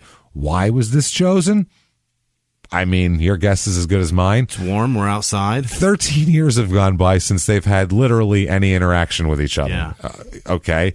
So it's this day, June 1st, 1988. It's around 10 p.m. Yeah. And Marie Cushing, who is Robert Cushing's wife, she is in watching the Celtics game on TV. Yes, you do. As you do. And this is at the end of a long day. They spent the afternoon planting flowers, her and Robert. Yeah. They're semi-retired. He does real estate, but they're not, they don't have to, there's no grind. Get up when you want. No one's getting up at 6 a.m. Right. I feel like they have a bottle of wine. They hang out. They leave the glasses on the counter until tomorrow to wash them. Drink out of them again. They're relaxing. Yeah. But this day, she's watching the Celtics game. Robert Cushing, on the other hand, is he's hanging out in the kitchen. He's drinking a beer, reading the newspaper after a nice day of. So it's a relaxing evening. I can't wait to have one of those days. Isn't that nice? Yeah. So it's at that point that there's a knock on the door, 10 o'clock at night. So like, what the hell is that?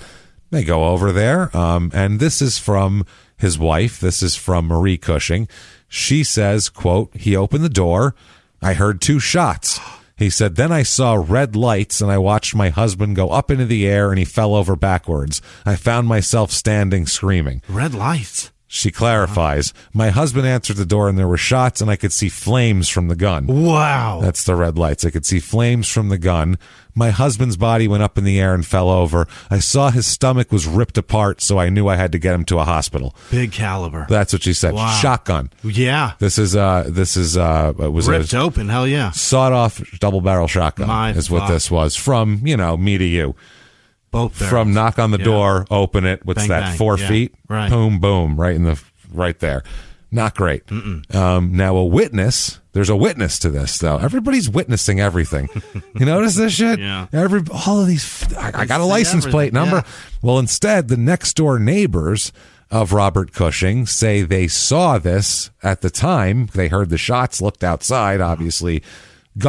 Shotgun blasts are loud. They really are. They're really loud. At 10 o'clock on a quiet night, Yeah. whoa, what the fuck was that? They're going to hear deep that sound. You'll feel boom. it in your chest. It's going to go for a while, too. Right. It's going to report that crackle for a long time. Come off the fronts of other houses. Yeah, it's loud. It's wild. So the neighbors said they saw, actually, a young man running across the street after they heard the shotgun blasts. Okay, a young man. Now, McLaughlin is 37 at the time and doesn't look young at all, too. He's balding. He's short. He's not a young-looking man at all. Okay. So this is an odd thing right away. So he's not thought of in this whole scenario. And why would he be? They haven't had any interaction in 13 fucking years. So Right. I just wanted to put that out of your mind because he's what we've been talking about.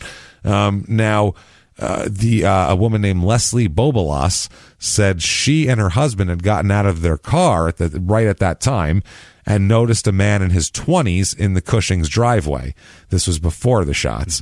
And then now Robert was 47 at the time, not 37. Oh, so he was 37 in the meantime. Certainly not young. Not in his 20s. And his wife is 36 and she's, lives with him. So now Leslie, the neighbor, said that she and her husband later heard 2 shots. So they got out of the car, and I guess they probably, whoever the killers were, would wait a minute after they just saw somebody, And he said, this Leslie said that she then went to her front porch but didn't see anything. However, her husband, Harry, said he was on the 2nd floor, and his daughter was on the 3rd floor.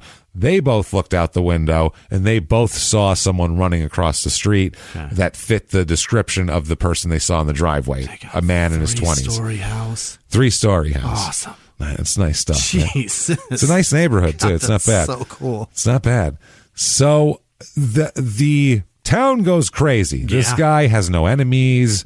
He's just got a retired math teacher who sells some real estate. First, they're like, did he piss somebody off with real estate deal? Because literally, he's had no negative interactions with anybody in a long time. Yeah. They have no idea who to look for.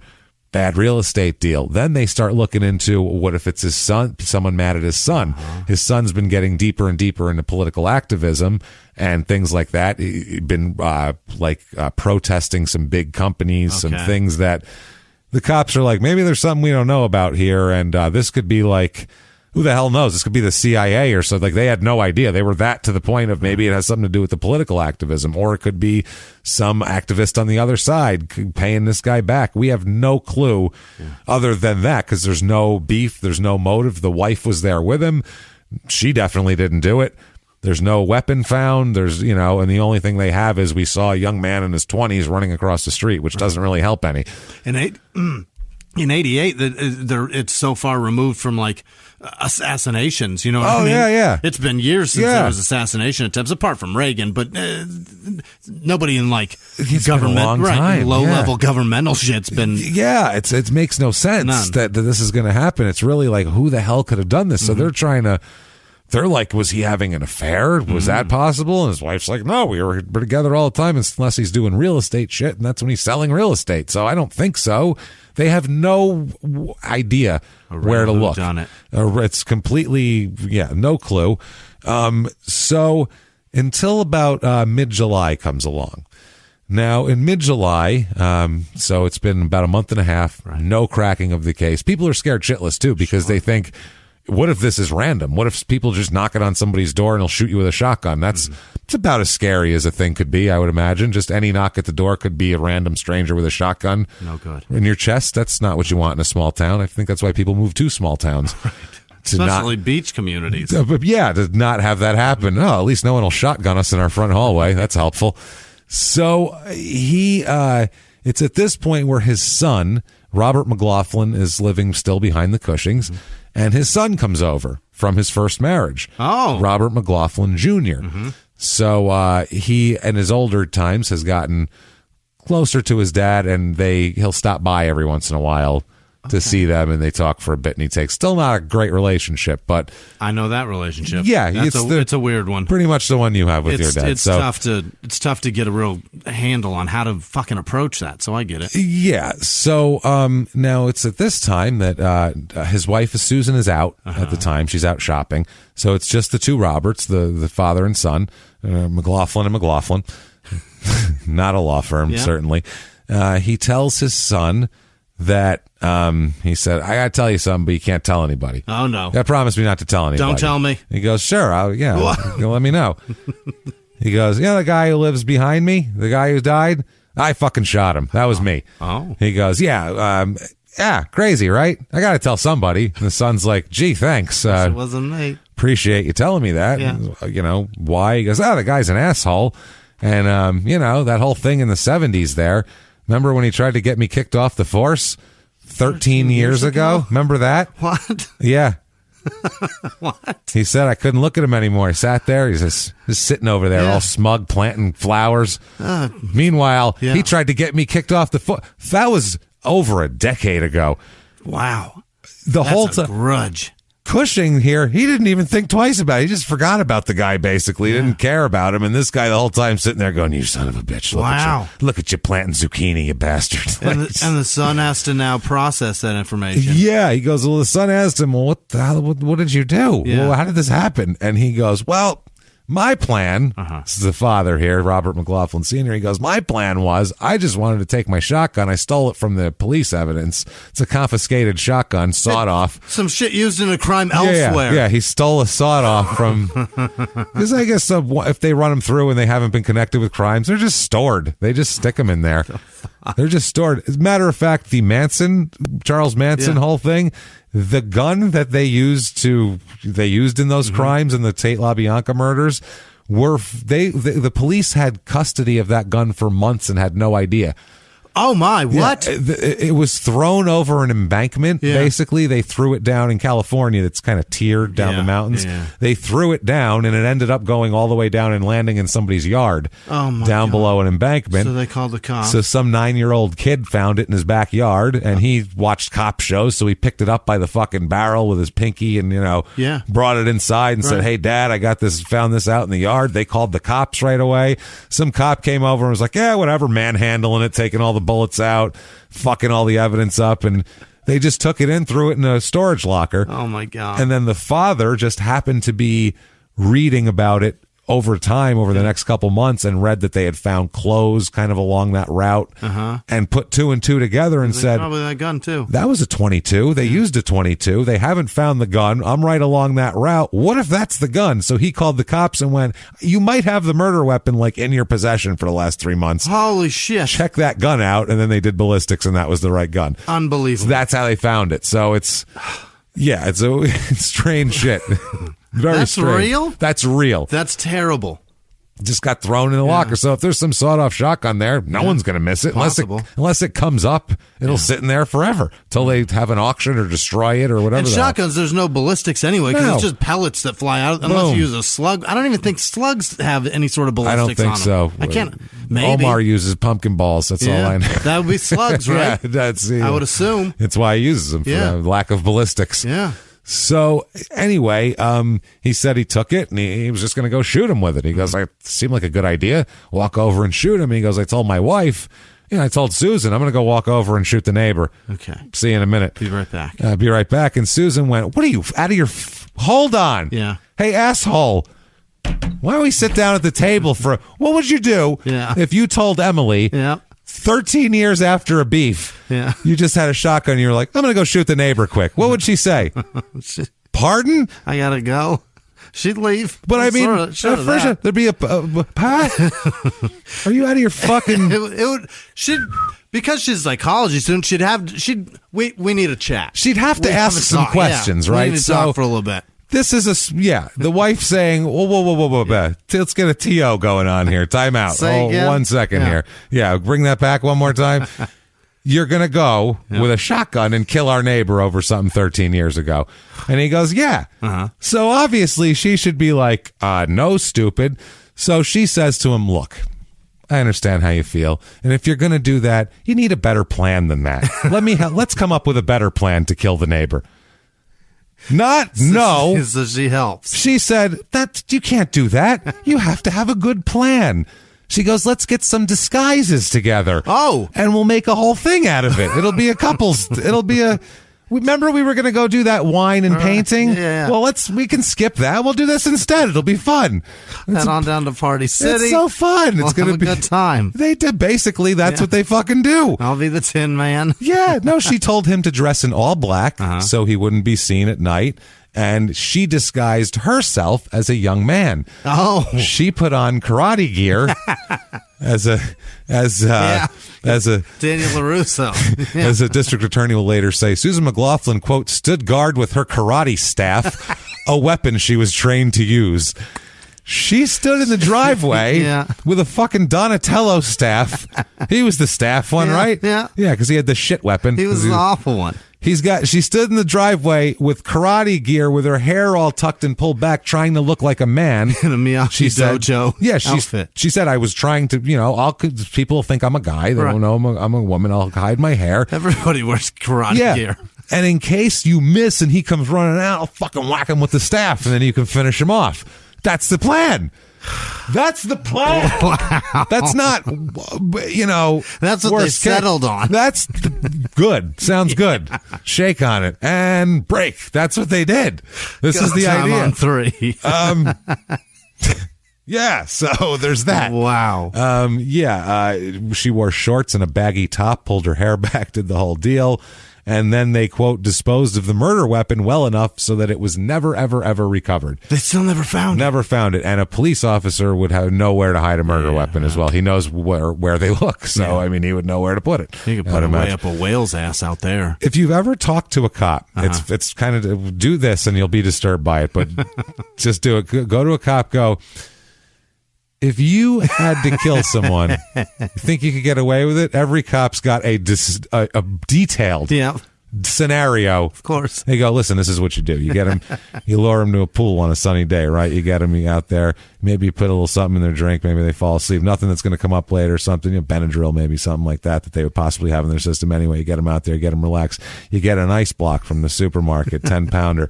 Bash them on the head with the ice block, dump them in the pool, then throw the ice block in the pool. By the time they're found, it'll melt in the hot sun. No murder weapon, no nothing. There they are floating. I had a cop tell me that once. And I was like, you fucking thought about this, and you pictured your wife laying out there reading a book, didn't you? Like, this is how you're going to kill your wife, mother. Like, if this guy's wife ever gets killed, he did it, because I know how he did it. I'm dead serious. He dove in, hit his head, and got up and did it again. Yeah. What the fuck is it? What it looks like. Unbelievable. That's it. You knock them out, you throw them in, they drown. Looks like they hit their head and drowned. Unbelievable. You dump the ice block in, melt. I guess you just hit them once, right? And then throw them in? Yeah, you can't hit them more than once, right? No, once, knock them out, toss them in the water. Okay. That's it. They're done. They drown. I don't like it all. No, it's terrible. It's a horrible thing. Not a bit of it. This is what a cop told me, and I was like, Guy with a badge in his pocket knows how to do that. God damn. But I guarantee there's cops with way better plans. Oh, yeah. That was just one that he told me. That was his throwaway.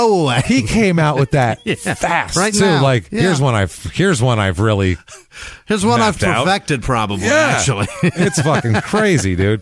It's insane. So now at the time, some more time goes by, about another month and a half. We're in August now. Junior doesn't tell anybody. He holds it. He holds it. Yeah. He didn't tell anybody. He starts to. McLaughlin himself starts to crack, which is strange.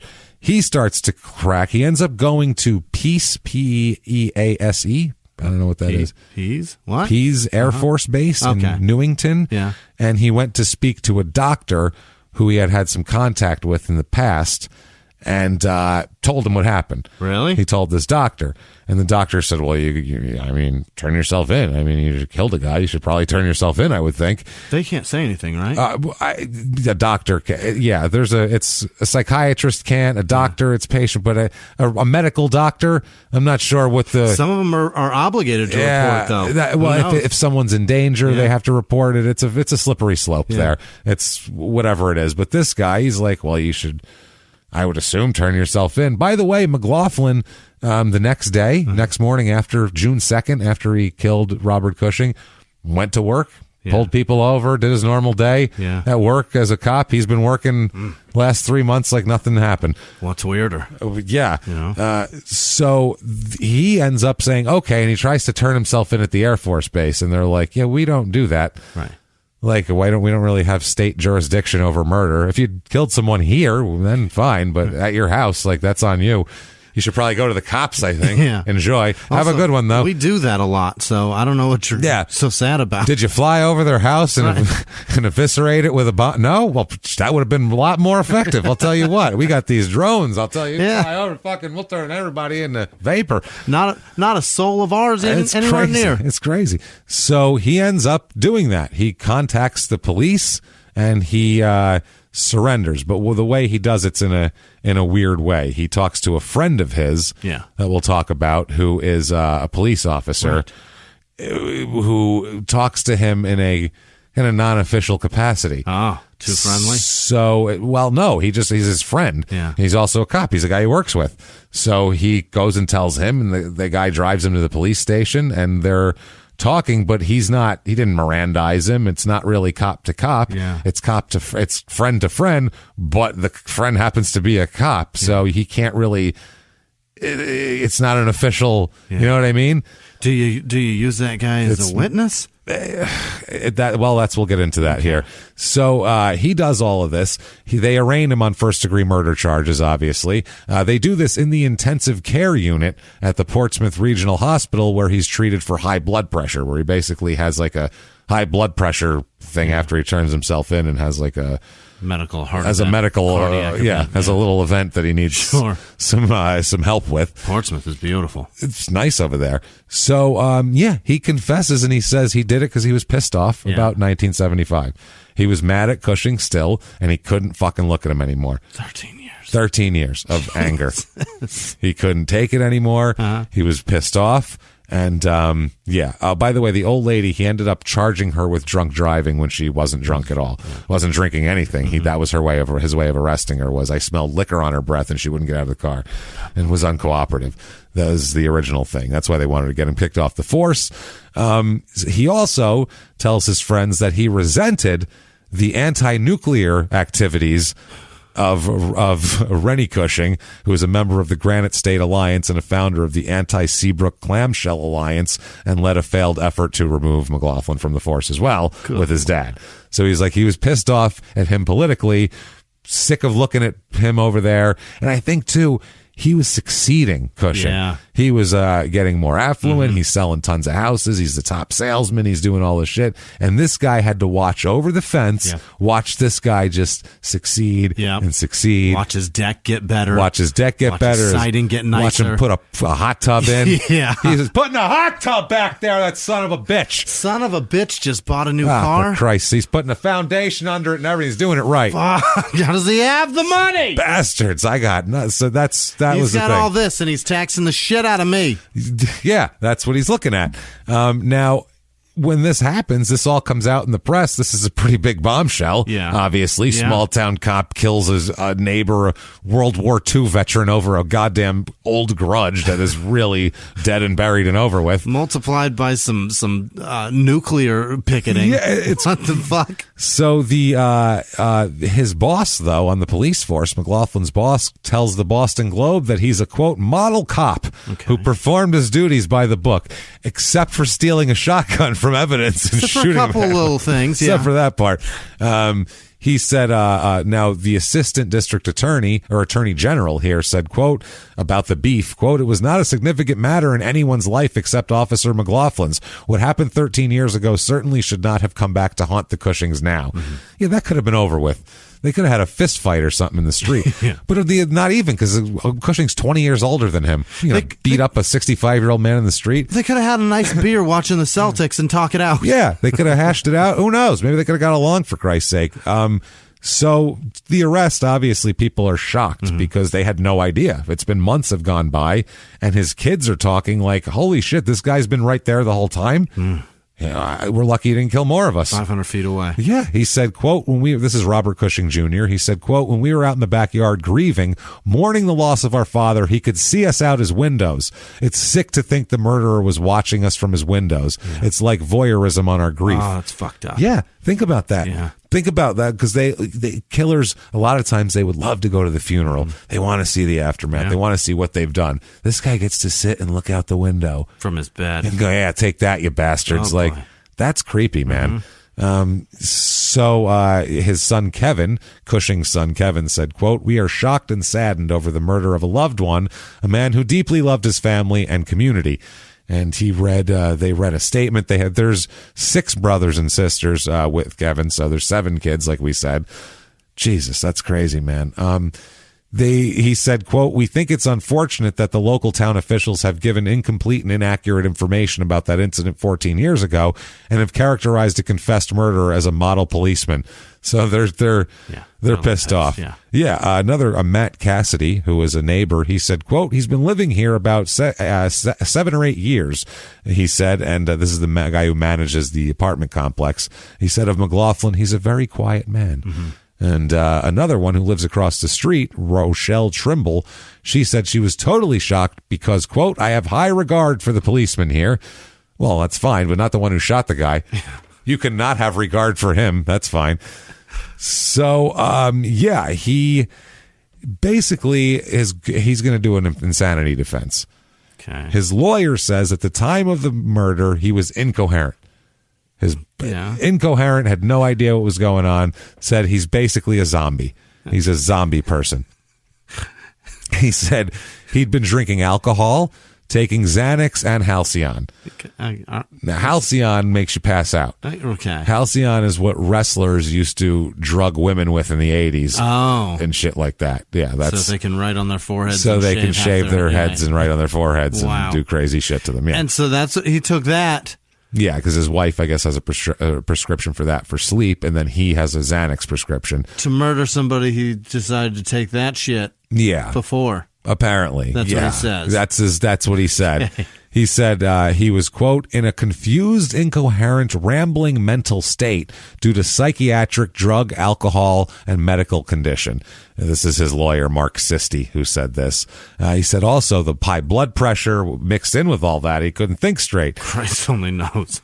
Caused you to dress up like a ninja and kill your neighbor. You know how that goes. How often does that happen to you, Jimmy? Your blood pressure's a little high. Right. Too many Lay's potato chips that day. Too much salt. I dress like an X-Man, and I start scaling the my neighbor's house, getting on his roof and planning to get him a body bag, jump through a skylight. That's what I'm going to do. Johnny. Sweep the leg. He says Mr. McLaughlin was in a highly intoxicated state due to the ingestion of massive quantities of alcoholic beverages. He said he'd also ingested a large doses of a prescription drug that further aggravated his intoxication and is suffering from a severe psychiatric condition and dangerously high blood pressure. Dangerous.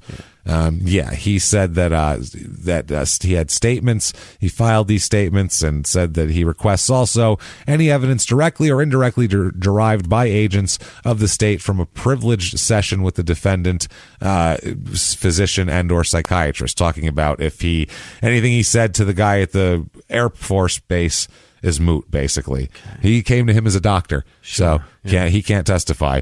He said the agents of the state gained information from Mr. McLaughlin due to a physician-patient privileged encounter and treatment diagnosis session.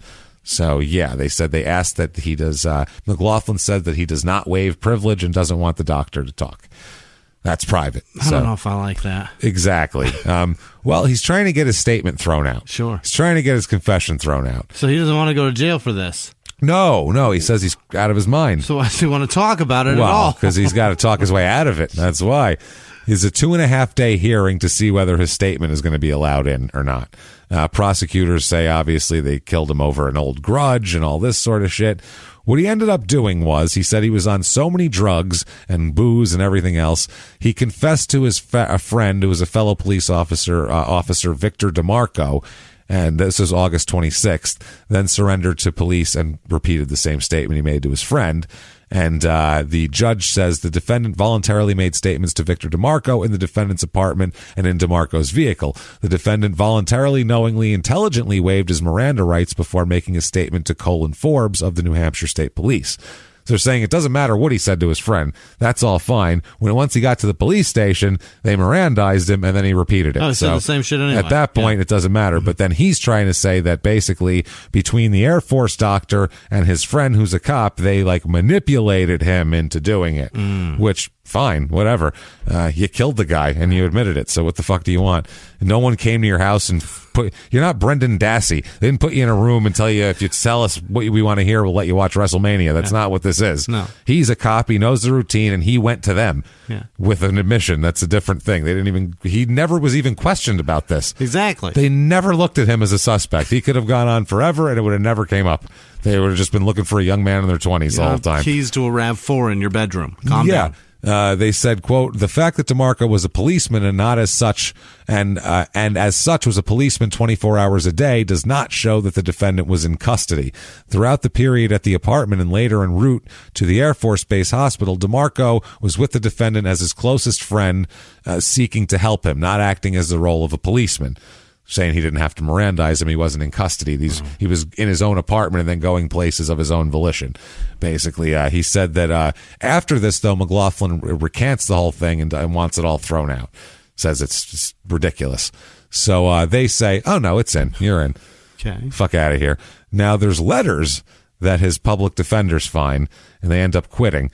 And they have to get him another lawyer because they quit the case. We didn't know about this. Yeah. They find a letter where McLaughlin writes a letter to his wife, who, by the way, is also arrested for accomplice of this whole thing, to Susan. And he says that she has the key to everything. Now, Paul and Mark, he says, those are his two lawyers, asked me if I got a letter from you saying you did it to give it to them. Ha ha. They said I wouldn't ever have to go to trial if you said that. So he sends a letter saying, my lawyer said if you wrote a letter to me saying that you were the one who shot him, then it would cause so much confusion they'd never be able to take either one of us to trial. That's the plan here. So then he gets a letter a week later, Robert does, from his wife. Saying she did it. Saying, quote, babe, I pray they find you innocent. They've got to. You didn't kill Mr. Cushing. I did. And I know you said you'd never tell and you'd protect me. Oh, boy. And then she signed it, all my love, Susan. So the lawyers originally knew about that letter. So they were like, oh, great, this will free you. But then they found the other letter that of him asking for it, that he orchestrated it. So he was like, okay, you know what? We quit because he lied to us. So we quit. It's a whole mess. The judge has to find somebody who will represent him because nobody wants it. It's a goddamn disaster. He can't get a public defender. No. Public defender's office said, fuck him, he's a liar. So it's fun. So he goes for the insanity defense. And I looked this up. New Hampshire legal specialists say they rarely use the insanity defense in criminal trials in New Hampshire because it doesn't work there. There's a different standard in New Hampshire than in other places. Historically, New Hampshire juries have been reluctant to excuse conduct on the basis of insanity. This is from a Manchester criminal lawyer. It's a very tough road for a criminal defendant to hoe to convince a New Hampshire jury he's insane. I've explored it in many cases, but rarely used it. The problem from a criminal defense lawyer's point of view is that it's very hard for the defense to prove in New Hampshire because they have different tests, basically. Other states have tests, such as whether the defendant knew right from wrong. Yeah. Were they that out of it or what? Whereas juries can do that. In New Hampshire, they leave the question entirely up to the jury's common sense. There's no what test. What do you guys think? Do you think he's that you crazy, untrained basically? Doctors. Yeah.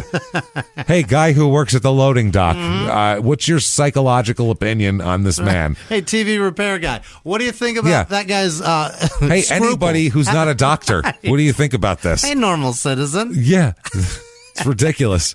A criminal lawyer in Manchester said, quote, the insanity defense in New Hampshire is very unique. They said that it's different from every other state in the Union and every other Anglo-Saxon jurisdiction except, I believe, Scotland. Wow. So all of, France and England and everything. In England, where the defense evolved in the mid-1800s, the earliest English test for insanity was the wild beast test. They said, I can't wait to hear this. Whether or not a person knew not what he was doing, no more than a wild beast.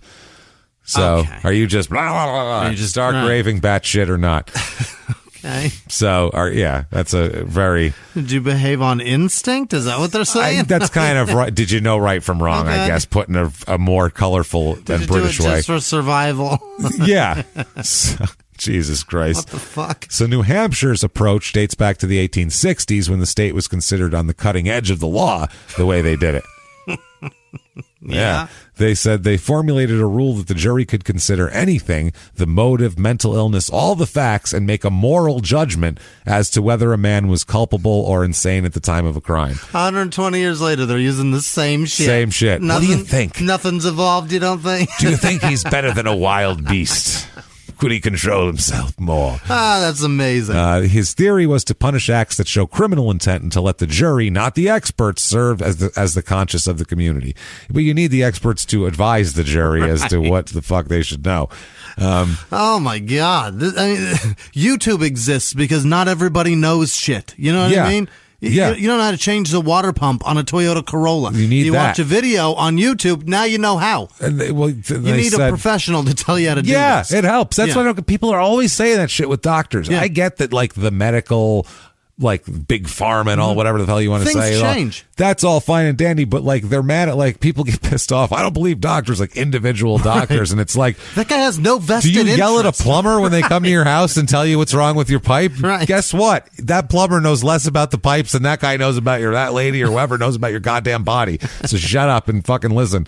They just do it a lot. Don't listen to, quote, doctors, but listen to a doctor who, Yes. like, you have a personal relationship with, and that you see went to a real school, Yeah. and whatever. He's got a diploma on the Yeah. wall. Or she. Yeah. I don't do male doctors, by I the way. love female doctors. I want it female feels so doctors. much more caring and like they want. I just trust them more. Guys are thinking about other shit that I don't want them to concentrate on. I feel like James, I just had a checkup, and the male doctor, I told him I got a pain at the top of my nuts from time to time, and he goes, well, let me see. So I pulled them out, and then he goes, yeah, they're big, and then he goes, put them away. I'm like, what do you mean they're big? just What wanna does take that a mean? peek? What are you trying to tell me? Yeah, I don't know. The priest's falling up there. You diagnosed me as having big balls. Thank you. You're getting Why older, are they your hurt? balls get a little- He goes, they're fine. What are you talking about? Yeah, they're starting Why to do they droop on hurt? you. That's why. That's what I heard. I don't know. Do I have cancer or not? Am I Nah, dying? you're all right. You're fine. So, since 1978, criminal defendants in New Hampshire claiming insanity have also had to prove the burden of, they have also had the burden of proving insanity. And since 82, they've had to prove it by clear and convincing evidence. So they made it even harder. So it's not a good road for this guy to go. I feel bad for anybody. And if they're acquitted by reason of insanity, they hold a hearing to decide whether they continue to be deranged and dangerous. If so, they're committed to the state prison psychiatric unit, where they are reevaluated every 5 years. Okay. So who knows? That's how it works. Trial starts here. For Robert, anyway. They end up delaying it because of the whole lawyer thing. Right. He ends up going to trial after Susan does in the end, but we'll do his first because he's the asshole, let's be honest here. I mean, she should have stopped him, but it wasn't her idea to begin with. She wasn't like, we should get a shotgun and kill Cushing. Oh my God, but she jumped in like a linebacker on game day. She just wasn't like, huh? I'll be a part. For what? Right. She was like, all right, let's plan this better. I mean, you know what? Yeah. Down is a mother. I got to give her that. Truly. I mean, that is seriously a down fucking partner right there. Damn. Damn. She's like the captain, though, of the football team. Just come in and be like, well, playing the Redskins now. I got the game plan. Don't worry, I'll fix this. Jesus Christ. So the prosecutors claim that with his wife's help, he carried it out. He said, this is the assistant attorney general, the initial resentment grew into an ugly hatred. Robert McLaughlin hated Cushing every time he looked out his window and saw him working in his garden or sitting on his back deck. He released that hatred on June 1st, 1988. It's not even Miracle Grow. Look at him in his subpar fertilizer. The defense attorney told the jury that McLaughlin should not be held criminally responsible, said the killing was a product of delusional thinking in a man who was out of touch with reality. He said, listen, the night of the killing, he's under severe stress from work. He was drinking heavily on top of that, and then he took a heavy dose of Xanax and Halcyon, and on top of that, pushed him over the edge. Both. He was already drinking. He watched Apocalypse Now on TV. That did it. He said Apocalypse Now was on, and that was it. He said, I'm getting the shotgun and I'm going over there. Meanwhile, he had already stolen a sawed-off shotgun from evidence. So what did he do that for? He didn't go to the police station, steal the gun and come back. He had it already. So that kind of blows a hole in that. And then he said that the wife, Susan, is the one who helped him do all of this. He said, quote, she's the one who suggested wearing disguises, using a getaway car to serve as a lookout. She directed him to the front door. He didn't even know to run after the killing. His wife had to tell him. This man was a zombie on June 1st, 1988. That's what he says. Even if he was, the wife is still dangerous as shit. Yeah. Well, she planned this. They got away with it for 13 years. The only reason they got caught is because he opened his fucking mouth. That's it. Yeah. Well, they got away with it for 3 months. Wait, what? No. They killed him in 88. Yeah, but they got. Oh, I get you. Yeah. The 13 years since the incident. I don't know why I'm connecting this. So we went wrong. Even still, 3 months. That's interesting anyway. So he called several expert witnesses, and they said that mental history. They said that he's tried suicide on multiple occasions, which makes sense that he's kind of got a little. Yeah. He's not all square, and I think sometimes it might be aggression, and then sometimes it might be self-loathing, and if he drinks a lot, who knows what could happen. And that he was taking prescription Xanax, has a history of depression and panic attacks, anxiety, suicidal ideation, and alcohol abuse. Jesus Christ, can we take this guy's fucking... Why is he a cop? Wow. He also says, another doctor says that he believed McLaughlin reached the decision of, I think I'll kill Cushing, and while he concluded that McLaughlin was delusional on the night of the shooting, he said that he was probably sane now. And then another doctor said that extensive battery of tests, he said that, he thinks he's got post-traumatic stress disorder, problems associated with impulse control, alcohol, Xanax, unable to cope as a cop, and stresses and all that sort of thing. So they all kind of say, yeah, he's pretty fucked up. Yeah. But none of them say, like, wow, he's got a mental illness that he can't control. It's all like... it's not. Alcohol is a main issue here. Alcohol and drugs aren't helping the issue. He's got anxiety and depression and panic attacks and shit, but he needs help, and he's just self-medicating with alcohol and pills, which isn't a good. It's not a good formula when you mix guns with it. No, but he should have recognized that he had an issue and shouldn't be a cop long before he killed the guy. That's the thing.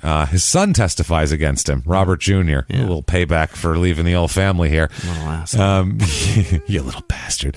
He says he said that his father told him that he was going to shoot Cushing, and he didn't care what happened to him. If he got caught for it, if he got killed, and if he went, and then he said he went to Susan and told her about it, and she told him that he couldn't do it like that he had to come up with a better idea, and that he had to come up with a better plan. So she told him they had to disguise themselves. This is Robert. Quote, and she got him to put on a disguise and herself, and then he went and got a shotgun, and they walked and got into the car on the driver's side. He got in the passenger side, and Cook drove to the place where this man lived and parked the car. My father got out and went into the yard, and that's how they did it. And then she stood by. But his defense attorney, McLaughlin's defense attorney, said that you can't have this kid dismiss his testimony because this is all from a deep-seated resentment that he has from his father divorcing his mother in 1977. Oh. So his father can hold a grudge for 13 years, and so does the son. That's what he said, basically. Okay. The verdict comes in, and they go, fucking guilty. Yeah. As guilty as guilty, capital G. Is that possible? Is that a verdict? Can I get my gavel? Yeah. Guilty. Capital G, guilty, everybody. Silly almost here. The reaction, the family here said, quote, for the family, this trial's brought everything back. It's like fresh wounds. And then Robert Cushing Jr. says, to say a police officer is under a lot of stress and therefore it's acceptable for him to load up a shotgun, walk next door, and murder his neighbor in cold blood is not acceptable. For him to walk away from murder would cast a black mark on the profession and send a message that anyone can get away with murder. Now, sentencing comes up, obviously, and the judge says, "You, sir, may fuck off. Life in prison for you. Life without for him." Okay. So he's life without. So now his wife comes up on trial, Susan, and after a while, by the way, she changes her name. We'll get into that. She changes her name to Sam Cooke. What? Yeah, the singer. I don't know what. Supposed to be a gay Englishman? That's Sam Smith. You're right. So I'm talking Who's about Sam Cooke, the 50s and 60s. That's right. Jesus H. Christ. Are you kidding me? They sing alike. No, they don't. They sing that kind of shit. Sam Cooke is the croon. shit. Sam Smith croons like a son of a bitch. Sam Cooke is the coolest. He's like one of the most ripped off motherfuckers there is, Sam Cooke. He's the shit, goddammit. Look up Sam Cooke if you don't know who Sam Cooke is. Sam Smith, too. He's the shit. And look him up, too. But you've heard him. So, what am I doing? That's hilarious. So her trial comes up, and it's the same thing. Robert Jr. testifies. She said this because once she got home, he came over. His father told him. Susan walked in, and the father was like, "I told him everything," and she was like, "Yeah, we can trust him." And then she told him everything too. So she repeated it to him. So that's how that went down. So October 21st, 1989 is the verdict, and jury deliberates nearly 3 days because she is up for accessory to murder, conspiracy to murder, and witness tampering because she went and told Robert Jr. not to testify and to basically say that we didn't talk to you, which is witness tampering. So she's convicted of that, guilty of all those charges after 3 days. So they're sending her away, and then sentencing comes around. And basically all of those are the same as if you pull the trigger yourself. All those conspiracy is the same thing. So once again, that's what Charles Manson is convicted on, is conspiracy, not murder. So he says, "You, ma'am, may also fuck off. Life without for you as well." Both. Fuck you both. Yeah, that's 13 years is too cold-blooded. Eat dicks. You guys have to go. That's scary. As she's being led away, she yells to the reporters, quote, "I'm innocent." She gets a very dramatic moment. "I'm innocent." Robert Cushing Jr. says, quote, "There's no joy in this verdict," and walked away. Obviously, he's just... There's very little you can be happy about. McLaughlin, in his first appeal, Robert that is, challenges the jury instructions and all sorts of shit like that. He's denied on that. A later hearing, he says that he was denied his constitutionally protected right to effective assistance of counsel. Newly discovered evidence relating to the intoxicating effects of Xanax and Halcyon and how they interact with each other will boost his insanity defense even more. And newly discovered evidence revealed that his wife was on mind-altering drugs as well and had a personal interest in making incriminating statements against him. So we need to do that. Yeah, but she got the same sentence no matter what she said. That's the thing. Who cares? And they both did it. They both admitted to it. And so it's at this point, while she's in jail for a little while, Robert Cushing Jr. visits her in jail. What did he say? To meet with her because she wants to meet him. She says, quote, "What really started me on this deep dive into what happened was Rennie Cushing. He saved my life, though he doesn't know it. Visiting with him was such a shake-up, it woke me up from a fog I had been in." This was in 95 they ended up meeting, so this is 7 years after the murder. "Rennie asked me what happened that night. I wasn't sure what he meant at first." Really? Did you have fun at the county fair in 84? What do you think they fucking meant? That one time our lives crossed. I didn't have the paper from the next day, so I didn't know what happened that night. Jesus. So I had to tell him about the murder of his father. You know how it goes. That's the only thing I knew about, so I was forced to tell him. He said, "He told me his father was a victim, and I was also a victim. Being married to Bob made me a victim. But I told Rennie that his father was an absolute victim. I apologized to him over and over again." In 2003, she does an interview going by Sam Cooke at this point. Awesome. She says that it's Cooke is it's her maiden name. Okay. So she's got that. And she goes by Sam because it is close to her name. She says, quote, "My life was going nowhere." She took Sam from Samantha on Bewitched because she liked that show. Yeah. Number one, which is hilarious. She said, quote, "My life was going nowhere. My first marriage had failed. I was working 1 million hours at Pizza Hut in Hampton. That's awful. If I was Samantha, I wouldn't have any problems. I wanted a nickname." Well, yeah. You can make the world different. You know. The twitch of your fucking nose. That's it. Magic happens. Said I wanted a nickname, and Sam went along with my initials, which were SEM. McDaniels was my first husband's last name, so I just changed the E to an A. It was like that, except for that other letter that I changed in the middle. What is she doing? My Jesus head's in a fog Christ. too, Sam. Yeah, because I don't get it. Maybe she explained that to him that night, and then he went out there like a zombie and shot somebody and had no idea why. I'm not sure. That could have happened. I'm going to change my name because it sounds nothing like this at all. Well, James, I'm going to go by Todd now. Yeah. Because it's real similar. I mean, because it's like Jimmy, but you take out the one and you change the J to a T. You know what it's got? It's got two letters as the third and fourth letter. A J Same is thing. like a T, except it's got a hook on it. Minus the hook. They take the dot on the I, and then you like kind of just add a little more ink and make it a circle. Dude, it makes sense. It makes total sense. Then you put two D's where two M's were because it's just two letters. Yeah. No shit. Jesus, what the fuck is she talking about? So Sam Cooke here tries to get pardoned. Yeah.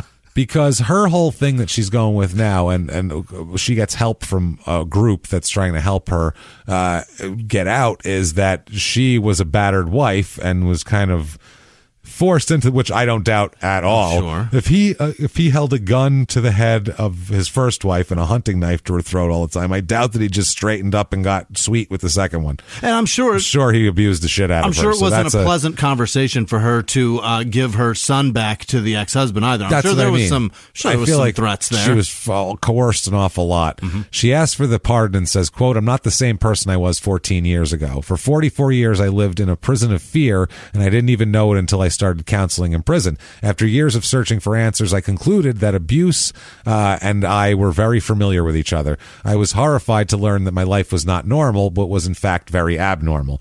That's a lot of people do too, is they don't understand. They don't even know they're you gotta get abused. out to look back in and be like, holy shit, that was awful. She said she recalls dozens of incidents of child abuse by a family member. She said the very experiences I've gained because of the pain I've lived through can help others. My hope is to enlighten others about the effects of abuse in order to protect children, because the effects are long-lasting and far-reaching.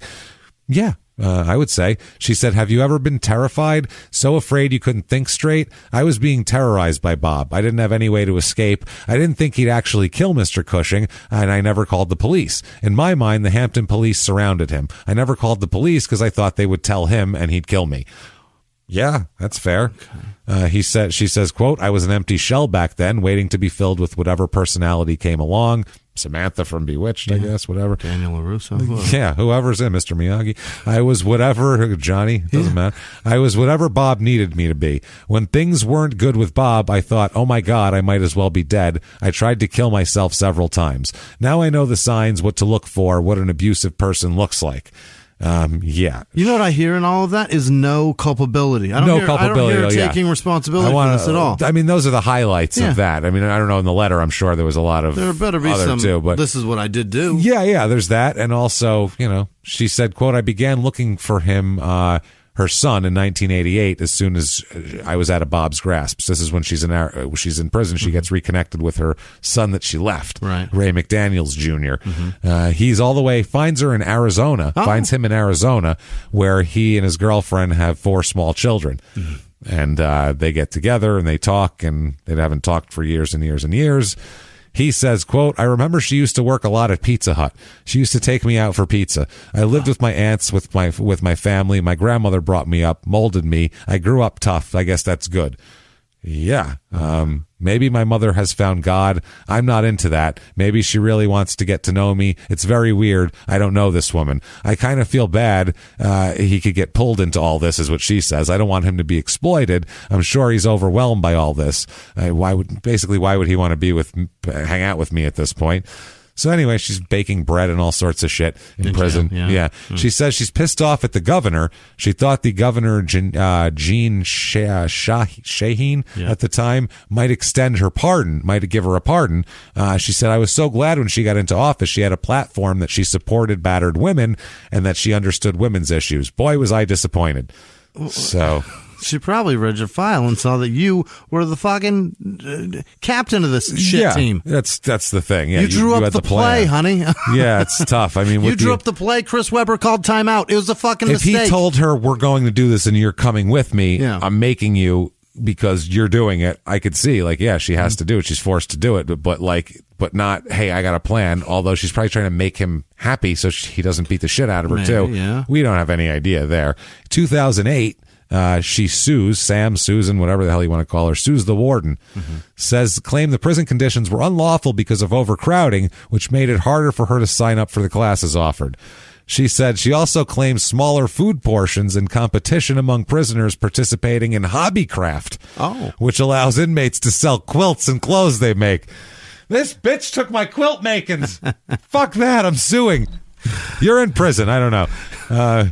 She was also upset that she was strip searched after returning from her cell from seeing visitors. That's every prison in the country. When you see visitors, those are the people that can give you something to shove up yourself. Men, women, every time they look at your butthole. Right. Every single fucking time. Don't go to prison. When you go into the visiting room, they look at your butthole. When you come out, they look at your butthole. Make sure it hasn't changed at all. Make sure all the furniture in there is the same. That's just up and rearranged. Good. Oh, look at this. There's a couch over here now. Yep. She wants a parole hearing after the pardon thing doesn't work. In 2019, she wants to get a parole hearing. She said she's maintained she was terrorized and she should get some sort of parole. And, all of this sort of thing. So the verdict on this, they say, quote, it's a serious crime. She was convicted by her peers. Those peers knew all the facts at the time, and I don't believe there's any new facts. You, ma'am. Keep fucking off. Keep on keeping on. She is in the... Parole denied? Parole denied. She had no hearing, nothing. She's life without. She is in the New Hampshire State Prison for Women. Her maxed out date, when she's totally done, will be 2103. So... Oh, no. That's a while. She's not getting out. Probably not getting out. Over. And so is he. He's still in there as well, and he's pushing... 70, he's in his mid-70s, late 70s at this point. Ooh. So who knows? That is Hampton, New Hampshire, though. And the neighbor special. Yeah. That's one of those. That's, to me, that I needed something that was like Christmas spirit. And I'm like, all right, well, we had a Christmas episode last week where they, find a corpse on Christmas Eve. That's enough, jingle bells, jingle bells. But this, I'm like, this is like, the spirit of the season is supposed to be the joy and cheer, and you knock on someone's door to sing a song at them, a cheery song. Or drop them off some baked goods. Hey, we made you cookies. Yeah, the one lady across the street brings us cookies. Right. Hey, we got you guys cookies, and you bring off thing. And back in the day, they'd give you a fruit cake or something. And I don't know. My new neighbor just brought me cookies and brownies yesterday. I was like, what? This is knock knock. Yeah. Buck is a totally different thing completely. Jesus Christ! But that's Hampton, New Hampshire. Everybody, hope you like that. If you did like that, damn it, I know how you can tell us and tell the world, and it won't cost you a cent. Get on Apple Podcasts, that purple icon, give us 5 stars, say anything you want. Doesn't matter what you say. Say what your favorite neighbor delivered baked good is. Yeah. I'll be fine with that. Even Sarah McLachlan can't make me donate to dogs. That's right, damn it. Do whatever you want to do, but do that. Help us out. It does help out a lot. You can also head over to shutupandgivememurder.com for everything crime and sports and small town murder. And try crime and sports out coming up. If you have some extra time for podcasts, this is the time. We've been hot this year. It's been fun. A crazy good year of crime and sports. Check it out. Go back and listen and binge it all. Listen to that. Also listen to P.S. I Hate This Movie, where I'll be forced to watch Love Actually this week, and then the second installment of Twilight the week after. So watching it more? I am in deep shit. There's like 8 of those movies. I have to watch all of them. I'm going to fucking lose my mind. They want me to watch it. I don't know why. They want to hear me. They will not be happy until I have a stroke while we're recording. I don't know. That's clearly the better option there. I was watching Jeopardy, and a girl's like, I have a podcast where I talk about the movies that I love. And I was like, that doesn't sound like any fun. The ones you love, that sounds like a terrible podcast. Yeah, no. Ones you hate is better. Yeah. I don't want to hear that. No, I don't want to hear it. This is great. Yeah, it is. Good. Fine. What do you hate about it, Well, then sit there and enjoy it and shut the fuck up. Shut up. Stop talking it at me. Yeah. So check out PSA. Trying to watch this movie. Also, get your tickets to the virtual live show at shutupandgivememurder.com. Virtual live show January the 29th, 2021, and it will be up for 3 days after that. We're going to do a real show, just like in a theater. Oh, boy. Set everything up. We got our mics and everything. It's going to look just like a real show, so everybody gather around, and we're going to do a real case, just like you're going to have the visuals. We'll make the picture bigger this time, too, in the middle, so you can see everything in detail. I haven't been whiskey drunk in a long long time. It's about time. It's going to be the night right there. So get all that at shutupandgivememurder.com right now. If you want to go and be a patron and be a superstar producer of ours, patreon.com/crime in sports.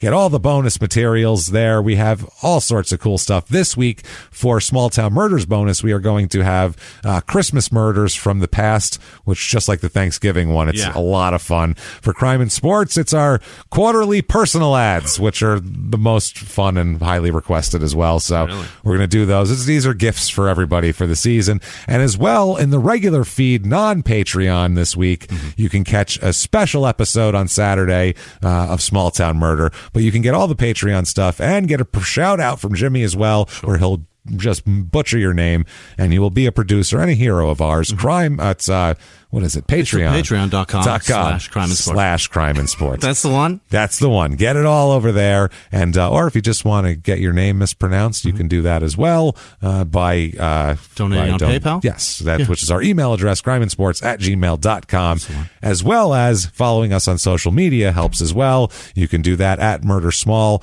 on Twitter, at SmallTownPod on Facebook, at SmallTown Murder on Instagram.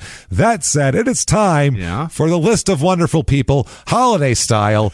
Let's do it, Jimmy. I want to hear the list of the most wonderful goddamn people who've kept us afloat this year and keep us going. Jimmy, hit me with that list. This week's executive producers are Carrie Clark, Chris Nelson, Abby Baker, and she said Merry Christmas to Mike, and she can't wait to marry him. Oh, I don't think she wanted us to propose to him, but I think that he already did that. I don't know, but she can't wait to marry him. That's a thing. Also, Linda Campbell, Matthew Nielsen, Margie Kunze, Michael Stoll down there in Texas, Christina Rauscher, Laura Haar, I think, Karen Edgen, Jordan Bennett, Nilu Rafsanjani. And the people that are super recurring, it's unbelievable. Thank you. Your friendship also matters to me tremendously. It's been Jordan years with some Thank of you guys guys. so much. Been years for with you guys. Thank you so much. Forrest Kimball, Alejandro with no last name, Gavin Zamiello. If I do it with an Italian accent, or it works. My bestest. There you go. It works. Put a little bounce in that. Thomas DeMello, Teresa. What is this? No, that says Murphy. I think. Marchie. Well, don't give him to Shannon Keogh, Cleo Wright. No, it's Kinney. Shannon Kinney. Valerie Wilson, Kale, Matthew Calderon, Thomas Strumminger. No, that's Tamara. Sorry, Tamara. Alita Lentz and Valerie Callahan. Thank you guys so much for everything. Other producers this week are Thomas Smith, Stephen Stadler, Leona Messing. Happy birthday. Derek Adams, Ilis Garvey, Sarah Atterbury, Bud Permenter, Melissa Turner, Matthew Cheatham, Brett Killian, Andrea Webster, Kieran White, Janice Hill, Olivia Bernard, David Barber, Ashley Vio, Dakota Harrington, Isaac Moya, James Martyr, Maria Rasper, Savannah Storms. Is that real? That could be fake. That sounds like a porn name. Joanna Ahern. No, it's just Joanne. Joanne's wonderful. Thank you, Joanne. Whitney Tollett, Ariana Coaster, Chris Davis, Benjamin Fraser, Mary Kip Susley, Peyton Meadows, Bella Germio, and Whitney Sky Flasca. Valerie Vega, Nicola Hassapis. Cody Baker donated both ways. Thank you, Cody. Thank you so much. Colleen Lambert, Crystal Hewitt, Cheryl Baker, Kayla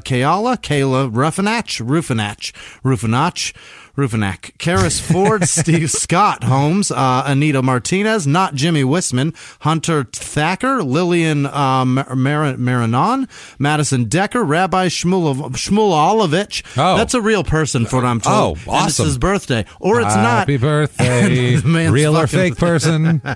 Denise McIntyre, Forrest Wedger, Monica Hernandez, Anne-Marie Gearhart, Sam Bevan Realmark, David with no last name, Gary Howard, Natalie Morat,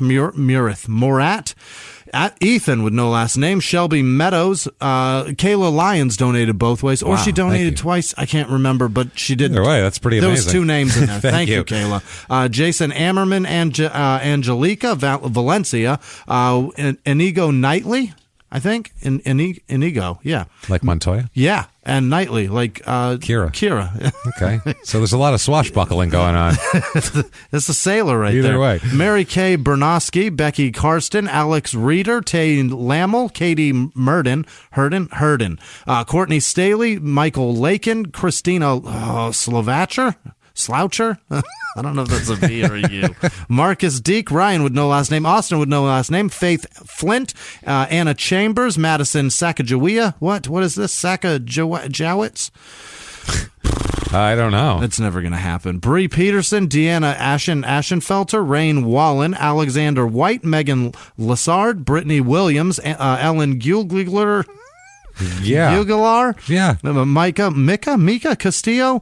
Mendy Schmidt, Natasha Law, Stephanie Sandbeck, Desiree with no last name, Dustin Gunther, Ariana with no last name, Sarah Brooks, Tyler Ryan, Philip Hool, Elena Hernandez, Matthew Hine, John Broyles, I think, Abby Baker, Rowe with no last name, Thomas Atkinson, Chris Digby, Lee F., Robert with no last name, Andrea Foster, Ryan Savino, Charlotte Berghard, Alabaster Codifer. What? That can't be right. Maybe. Jarrett Bradshaw, Ralston Kitts, Benjamin Fresco, Devi with no last name, Devi maybe, Devi. Hugh Sherwood, Luke M, Candace with no last name, Ethan McCarthy, Michael Hanning, Justin Loosemore, Stephen Tuthill, King Cobra with 2 Ks. That's weird. Michael Buchit.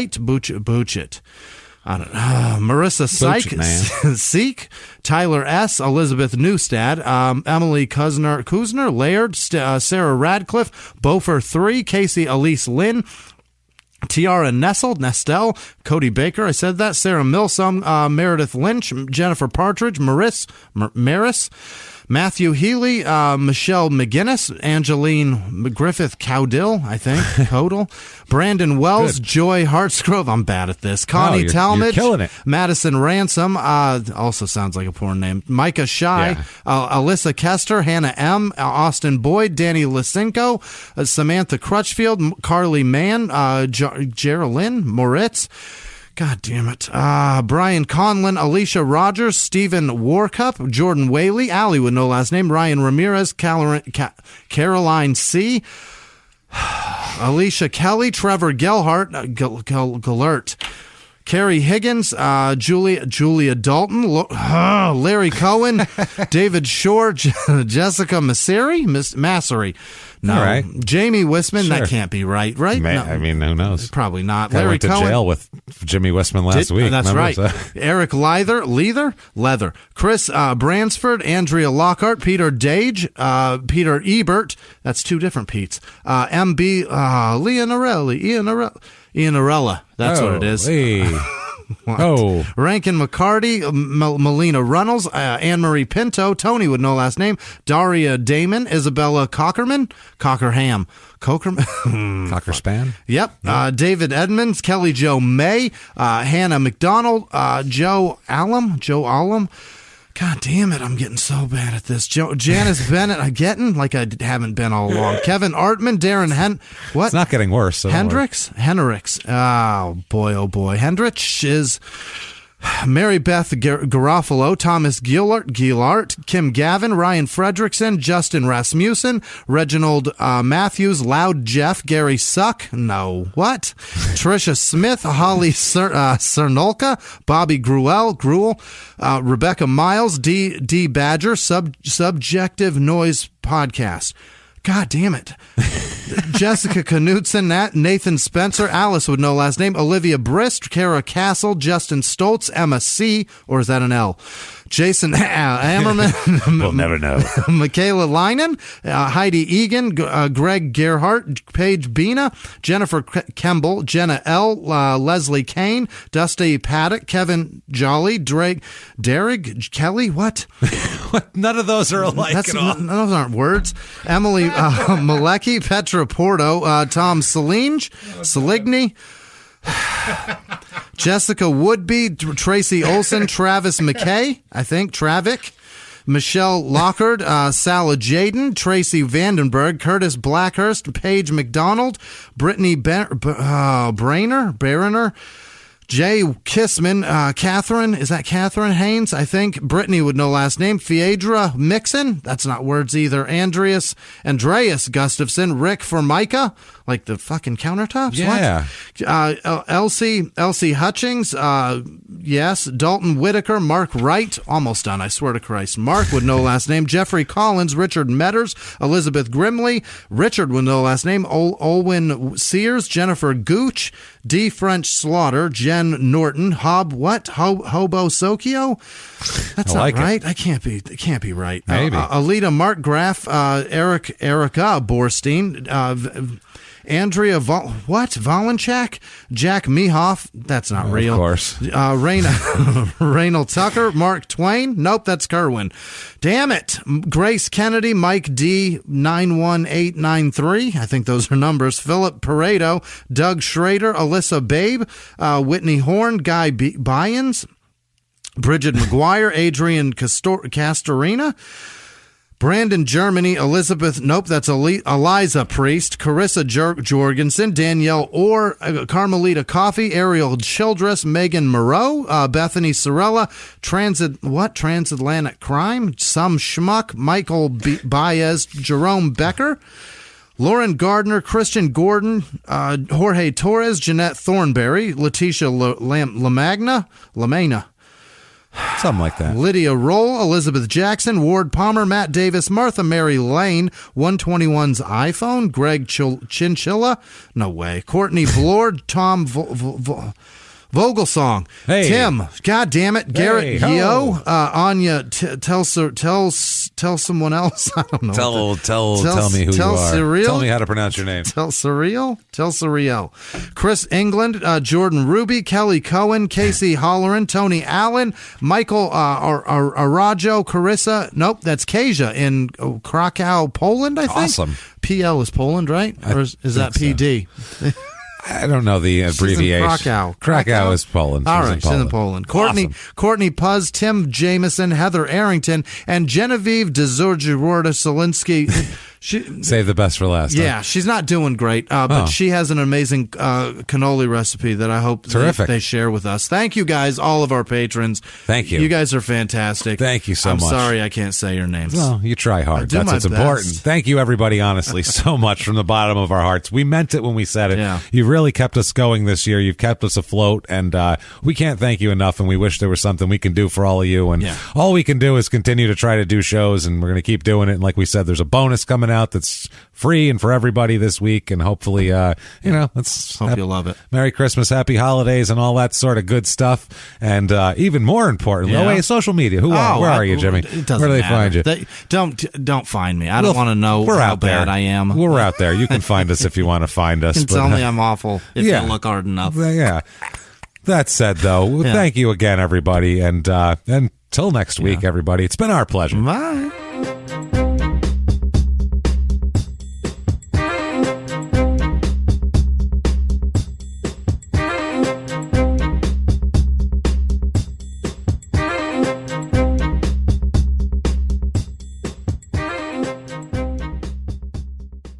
If you like Small Town Murder, you can listen early and ad-free now by joining Wondery Plus in the Wondery app or on Apple Podcasts. Prime members can listen early and ad-free on Amazon Music. Before you go, tell us about yourself by filling out a short survey at Wondery.com/survey. He was hip-hop's biggest mogul, the man who redefined fame, fortune, and the music industry.